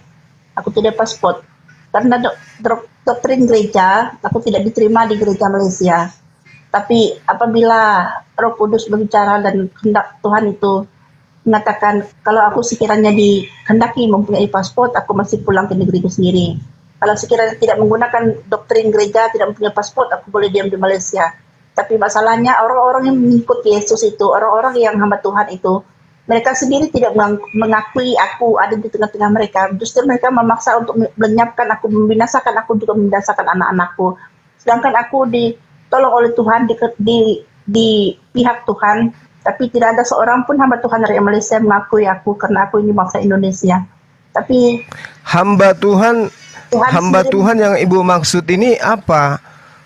Hamba Tuhan ini siapa maksud Ibu? pastor-pastor, pendeta-pendeta Malaysia. Pendeta-pendeta Malaysia itu tidak menerima Ibu. Karena mengikutkan paspor, mengikutkan doktrin. Sedangkan suamiku orang Cina sibuk, orang Malaysia, saya orang Indonesia, dan saya ada 4 anak. Secara tidak berapa baiklah entah apa yang terjadi di gereja pusat sana. Kami tidak dikenankan untuk hidup dalam penjagaan rakyat Malaysia, tapi ditegaskan doktrin-doktrin dari gereja sehingga aku tidak diterima, 4 anak-anakku ini pun tidak diterima. Sehingga kami Doktrin gerejanya apa, Ibu? Doktrin gerejanya apa? paspor aku tak ada, tapi anakku ada surat beranak sebab suamiku yang menjamin mereka ada surat beranak, ada AC, ada surat akte kelahiran dengan KTP gitu. Oh, jadi karena tidak ada paspornya Ibu nggak boleh masuk di gereja mereka. Nah, gitulah. Tapi yang lain juga aku harus dikeluarkan daripada suamiku, juga anak-anakku harus dikeluarkan daripada suamiku. Sementara suamiku disediakan wanita yang cantik, yang baik, dapat melahirkan anak Malaysia sendiri. Karena Malaysia sendiri ingin mengambil tempat untuk mendapatkan kemuliaan daripada Tuhan itu. Mereka sendiri ingin mengaturkan kemuliaan untuk negara mereka sendiri. Itu yang membuat kesusahan kami hidup di Malaysia ini, dan untuk semua tahuan kita lah, setiap apa yang saya bicarakan ini bukan sesuatu yang patut dirahasiakan. Ini kebesaran Allah. Inilah kuasa Allah, kuasa Yesus yang datang ke dunia ini untuk baptis manusia yang berdosa. Itu saya jadi suami Ibu sekarang punya istri lagi? Tidak juga, belum lagi. Tapi dikasih, sudah dihancurkan kan pakai kuasa Tuhan itu. Saya tahu pakai kuasa Allah itu. Oleh karena kasih Allah itu sejaklah kami selamat hingga hari ini. Kalau tidak, kami anak berada sudah meninggal. Kasih Tuhan berarti sedikit sekali Gurunda. Berarti kasih Tuhan sama Anda ini tidak ada karena Anda disengsarakan. Mana kasihnya gitu kalau begitu? Ditelantarkan kalau gitu ya, nggak diterima, suami disiapkan perempuan lain, mana kasihnya kalau gitu? Baru hari ini kubocorkan. Lanjut Gurunda. Ini mungkin ada perkataan. Iya. Kenapa suami Ibu disiapkan wanita-wanita buat suami Ibu? Kenapa? Untuk menggantikan aku yang berdosa ini, yang tidak diingini untuk tinggal di Malaysia ini. Kalau ustadz dengan aku sudah belajar tentang mungkin karena Ibu beda ini, mungkin Ibu beda denom, beda sekte. Di YouTube juga ada dari TikTok. Aku belajar memahami, aku lihat perbezaan persamaan Alkitab dengan Al-Quran, tapi ada 2 tanteku juga yang sudah menikah dengan Islam. Saya pun tinggal di rumah mereka dan banyak yang kami diskusikan apa tentang Al-Quran lah, tapi karena itulah mereka selalu mengancam saya, kenapa kamu ada IC, ada KTP Islam. Dia cakap itu hanya KTP sebab aku jadi anggota keluarga anti tanteku, aku cakap. Bukan karena aku Islam. Itu pun mereka perdebatkan, mungkin hanya alasan mereka untuk mencari cara bagaimana untuk menghancurkan, menghanguskanku, untuk membinasakan aku, juga membinasakan anak-anakku gitu. Tapi apabila perkataan yang disebut, karena secara bunda, Anda kalau gitu Anda menipu, pakai KTP Islam, tapi Anda bukan Islam, itu nggak boleh tuh ajaran Paulus itu. Anda menipu namanya itu, makanya orang-orang Islam di sana nggak respect. Bukan orang Islam yang tidak suka, orang-orang Kristen. Ya jangan nipu lah Bu, kenapa KTP-nya Islam sih? Karena aku dulu sekolah itu di Indonesia sana, kampung kan jauh di Hulu, Dayak. Kami tinggal di Samarinda. tante-tante kawin Islam 2 orang, ada yang kawin Bugis, ada yang kawin Jawa. Karena aku tinggal dengan mereka menjamin aku untuk membuat ESI, membuat KTP. Karena kartu keluarga mereka Islam, makanya KTP aku dari Islam. Tapi sudah Kenapa nggak jadi Islam? Kenapa nggak jadi Islam aja, Ibu? Jadi dapatkan oleh Tuhan dibaptis dengan baptisan api dalam gereja. Mana boleh aku keluar Kristen lagi. Lah, bisa aja kalau ibu sudah masuk Islam ya tinggalkan aja agama itu daripada nyembah manusia, Bu. Untuk membuang aku supaya ada alasan kita memperdebatkan dia cakap. Sekarang saya bercerita berterus terang ini, mereka pun mendengarkan perkataan ini melalui live ini sebab mereka semua mengejarku. Mereka dapat melihatku dari kejauhan, mereka juga ikut live ini. Banyak mereka menonton live yang saya ikut sekarang ini. Hamba-hamba Tuhan dapat melihatku dari kejauhan, baik dari Indonesia, dari Malaysia, dari negeri luar juga. Mereka semua. Kenapa nggak balik aja ke Indonesia, Ibu? Balik aja kembali. Tengoklah kalau dalam sebulan 2 ini mungkin saya akan meninggalkan anak-anak saya untuk suami saya. Mereka pandai hidup berdikari. Keluarga suami saya juga akan menjaga anak-anak saya, itu yang saya tekadkan. Itu pun kalau saya tidak berani melawan kehendak Tuhan.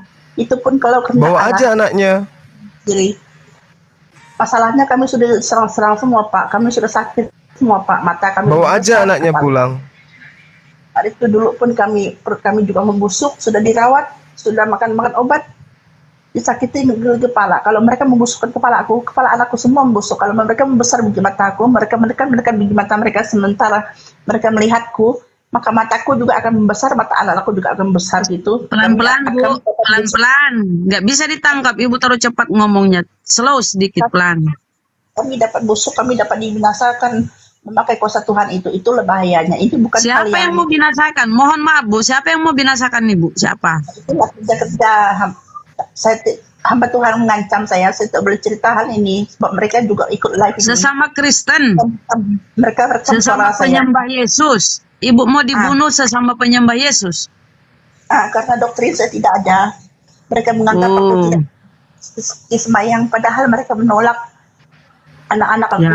Tapi sesama dia sesama dia. Tapi saya ya lanjut.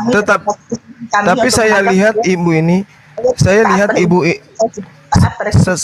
tapi ibu saya lihat ini ibu-ibu juga ini adalah keturunan dari Cina, benar, Bu? Apa itu? Betul. Nah, bingung kan? Tapi ibu saya lihat ibu juga dari keturunan Cina, betul? Tidak juga. Mungkin orang Dayak itu Cina ya. Oh gitu. Iya. Jadi yang menyantet ibu ini dari agama Kristen juga? Itu bukan menyantet. Itu kuasa Tuhan, kuasa Allah sendiri. Jadi Allah yang membuat Tuhan yang membuat mata Anda bengkak gitu. Orang-orang kudus itu mereka ada kuasa, karena itulah mereka dapat melihat Roh Kudus, mereka dapat melihat Mesias daripada Tuhan terus, karena mereka ada kuasa. Halusinasi yang dicerita ini Gurunda, bikin pusing aja. Bukan. Kalau kalian tidak percaya, kalian cari ustadz-ustadz yang pernah dulu menjadi pastor, banyak ustadz Indonesia. Itu namanya santet, Bu. Itu namanya santet. Hamba Tuhan Indonesia. Kalau ibu kemudian matanya bengkak, kepalanya bengkak, tidak buang air besar selama 4 bulan, itu santet namanya. 4 bulan. Aduh. Penyakit itu, Bu. Penyakit. Ibu pernah nggak buang air besar lama? Tidak, Pak. Dulu masa bujang sebab kontrol makan. Adalah dalam 3 hari tidak buang air besar. Ngomongnya terlalu cepat. Itu selama 3 hari. Selama 3 hari tidak buang air besar. Itu ciri-ciri santet itu. Di kontrol makan. Kita kan masih amuy-amuy dulu. Sekarang umurku 50 tahun sudah. Sudah lama hidup dalam jagaan hamba Tuhan. Amoy-amoy. Iya. Tidak buang air besar 3 hari lamanya. Itu karena saya masuk ikut dalam live ini. Demi nama Allah, iman saya firman-Nya yang telah menjadikan saya milik Dia. Apa kau ngomong itu? Tidak, aku sebut sejak kita. Ibu dari sekte apa, Ibu? Ya, apa ya? Sekte apa? Apa maksudnya? Ibu karismatik.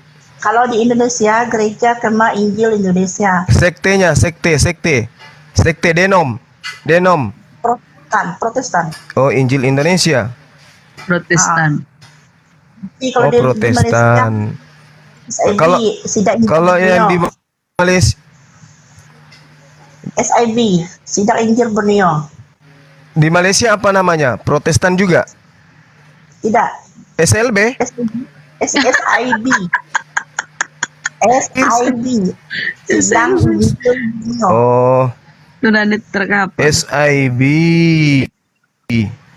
Kalau SIB kalau di Indonesia itu SLB namanya. Tapi ada satu gereja Pentakosta datang ke Malaysia nih, Kemiri ini. Saya sedang di sana sekarang.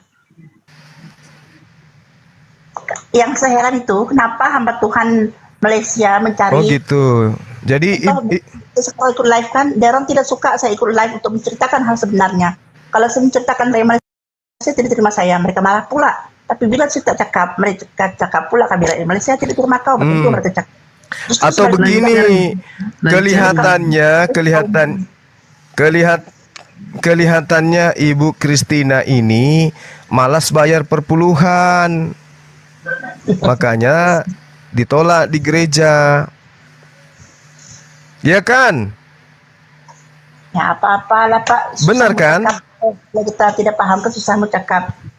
Kalian cari sejak Nah ini penyebabnya Ibu karena jarang mau menyetor perpuluhan. Makanya Ibu dianggap tidak penting. Begitu kali. Berapa kali Ibu bayar perpuluhan dalam sebulan? Karena gaji suami saya kecil. Jadi nggak bayar perpuluhan? Nah itu sebenarnya alasannya.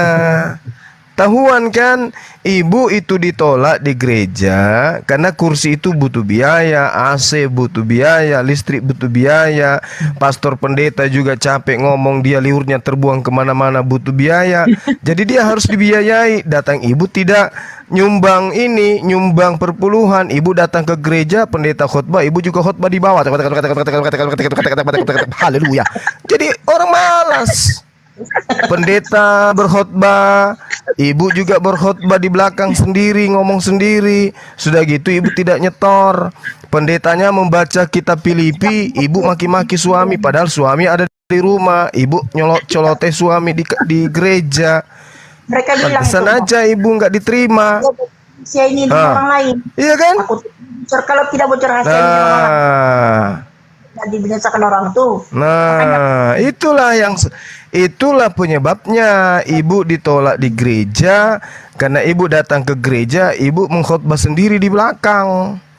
Nggak bayar Pak. Dan jujur, Ibu pernah teriak di gereja pada saat orang lagi hening, pada saat orang lagi konsentrasi baca firman Tuhan, Ibu teriak sendiri, betul kan?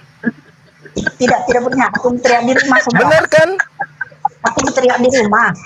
Hah? Di rumah. Oh, teriaknya di rumah tapi kedengaran sampai ke gereja kan? Iya, tahu. Teriaknya di rumah, tapi jamaah-jamaah tahu. Jamaah gereja itu tahu Ibu ini teriak-teriak di rumahnya. Sampai di gereja orang takut sama Ibu. Benar kan? Orang-orang gereja itu menjauh dari Ibu. Oh gitu ya. Malas bayar perpuluhan, suka teriak lagi. Iya. Pantes. Yang saya heran itu kenapa mereka cakap saya memberontak. Saya cakap dari 2 anak saya lahir dulu. Nah itu dia. Ya pada orang lain. Karena sekiranya Tuhan itu, kalau sekiranya Allah itu menghendaki suami saya harus diberikan pada orang lain. Apalagi saya ini orang Indonesia kan. Biasa orang Malaysia tidak suka di Indonesia. Saya mau pulang ke Indonesia, mau meninggalkan 2 anak saya, memberi suami saya pada keluarga suami saya, tapi hamba Tuhan itu tidak benarkan. Iya, itu terjadi.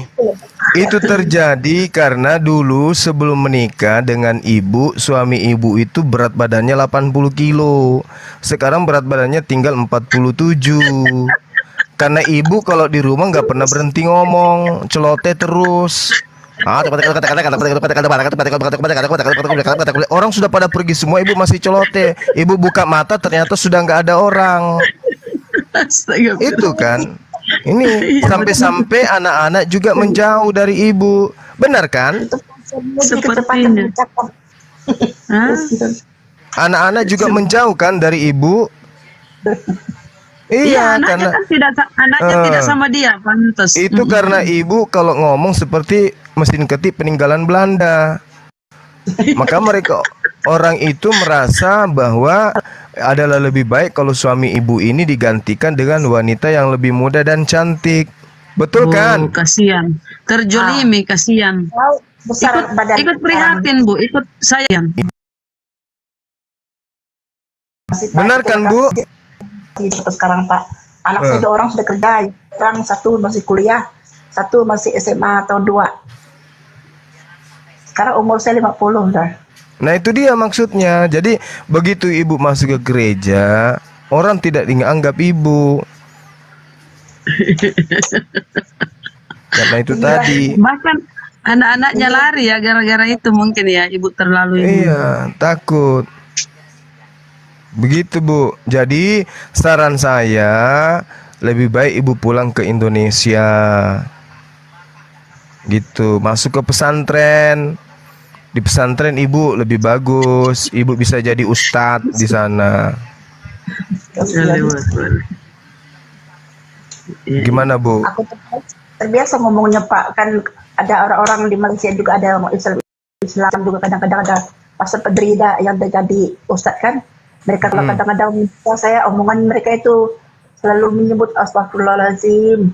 Semua perkataan yang selalu disebut, kalau saya terkejut, kalau saya tidak suka dengan perkataan kawan-kawan saya kan, ampunilah aku ya Allah, kenapa aku harus mendengarkan perkataan ini. Itulah ucapan-ucapan yang selalu aku ucapkan, itulah selalu ucapan. Ngomong apa sih? Bisa kapan dikit Bu? Begitu.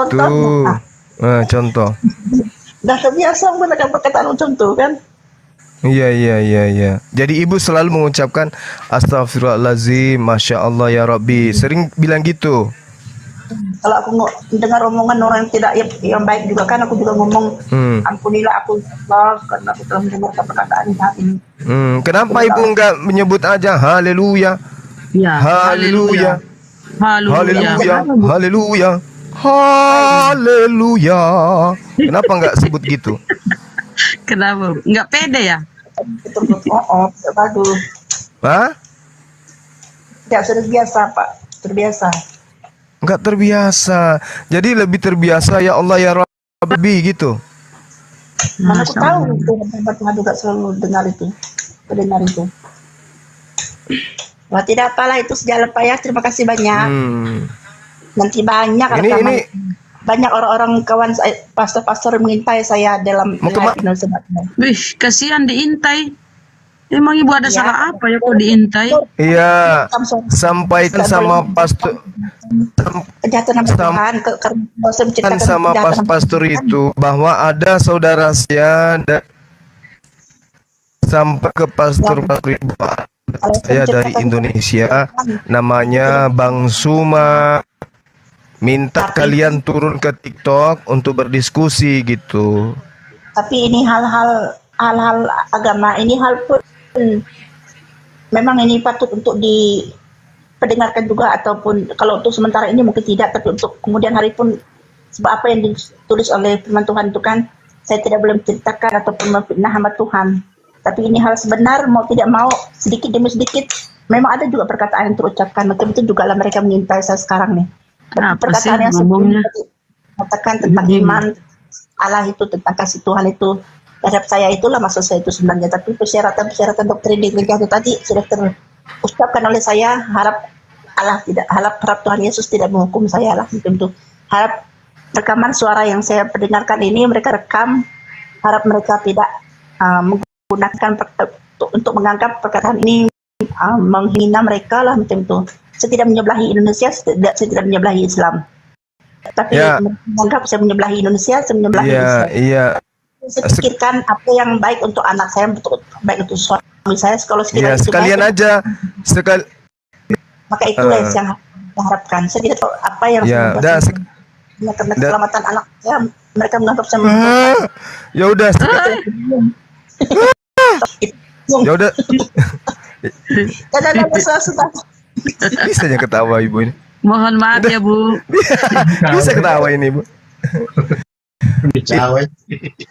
Ya, Ibu, saya sampai ke pastor-pastor itu bahwa ada penginjil dari Indonesia bernama Bang Suma minta mereka turun ke TikTok untuk berdiskusi. Sampaikan gitu. Ada ditantang sama Bang Suma dari Indonesia bilang untuk turun diskusi agar ibu jangan dikucilkan, ibu jangan disantet, ibu jangan diusir, jangan diasingkan dari jemaat lain hanya gara-gara perpuluhan. Bilang gitu ya, Bu ya? Ya. Ya. Ya. Ya, Bagus. Ibu sudah makan? Iya. Baru masak untuk anak-anak balik sekolah tadi. Oh, ibu masih di rumah ini? Tadi kebun. Masih sama suami? Masih sama suami tinggal? Oh, masih sama suami. Alhamdulillah. Iya. Lagi. Suami kerja di mana? Haleluya, haleluya. Apa kerja itu ya? Kerja potong besi itu, sambung besi. Oh, iya. Tukang las, tukang las. Mungkin tukang las Bukan, itu. tukang kebun. Kalau di Indonesia bilangnya tukang kebun, Bu. Sambung las, sambung besi Iya. katanya. Tukang las itu. Potong besi tapi di kebun sawit. Maksudnya Itu, ini Bu. apa? Bikin lori. Kan lori. Oh. Yang rusak itu di Kami cuma dulu kerja sama. Tapi baru 6 km kah dari rumah ini ataupun 5 km dari rumah ini. Tidak jauh. Oh, tapi dia orang Cina. Suaminya ibu orang Cina. Orang Cina. Iya. Itu sejak lah ya dari ya. Terima kasih banyak. Iya, salam sama pastor-pastornya di sana ya, Bu. Tuhan Yesus memberkati. Kalau mau tanya pastor Indonesia kah? Yesus bukan Tuhan, Bu. Kalau mau tanya pasal Alkitab, pasal apa yang ayat firman Tuhan yang sebut tadi itu, tanyalah pastor-pastor pendeta Indonesia. Ya, Pastor-pastor Indonesia, pastor-pastor Indonesia itu nggak berani dengan Bang Suma. Mana tahu pastor Malaysia berani. Titip salam ya, Bu ya. Ya. Ibu kalau kalau mimpi ketemu Yesus lagi tolong sampaikan salamku. Katakan bahwa Yesus itu ditunggu sama Bang Suma mau ditraktir kopi katanya ya. Ya, insya Allah. Oke, terima kasih. Tuhannya Yesus, Bu ya, jangan salah ya. Ya, tahu. Ya. Baik, terima kasih. Iya, sama-sama. Tahu Ya, katanya Bu. tahu. Tahu deh. Turunkan saya, Bu. Dia udah tahu caranya turun. Ya, naik lagi pasien. Ya, terima kasih Bu. Terima kasih Bunda. Naik lagi pasien selanjutnya. Ini udah dikasih resep ini kah? Belum. Udah. Dari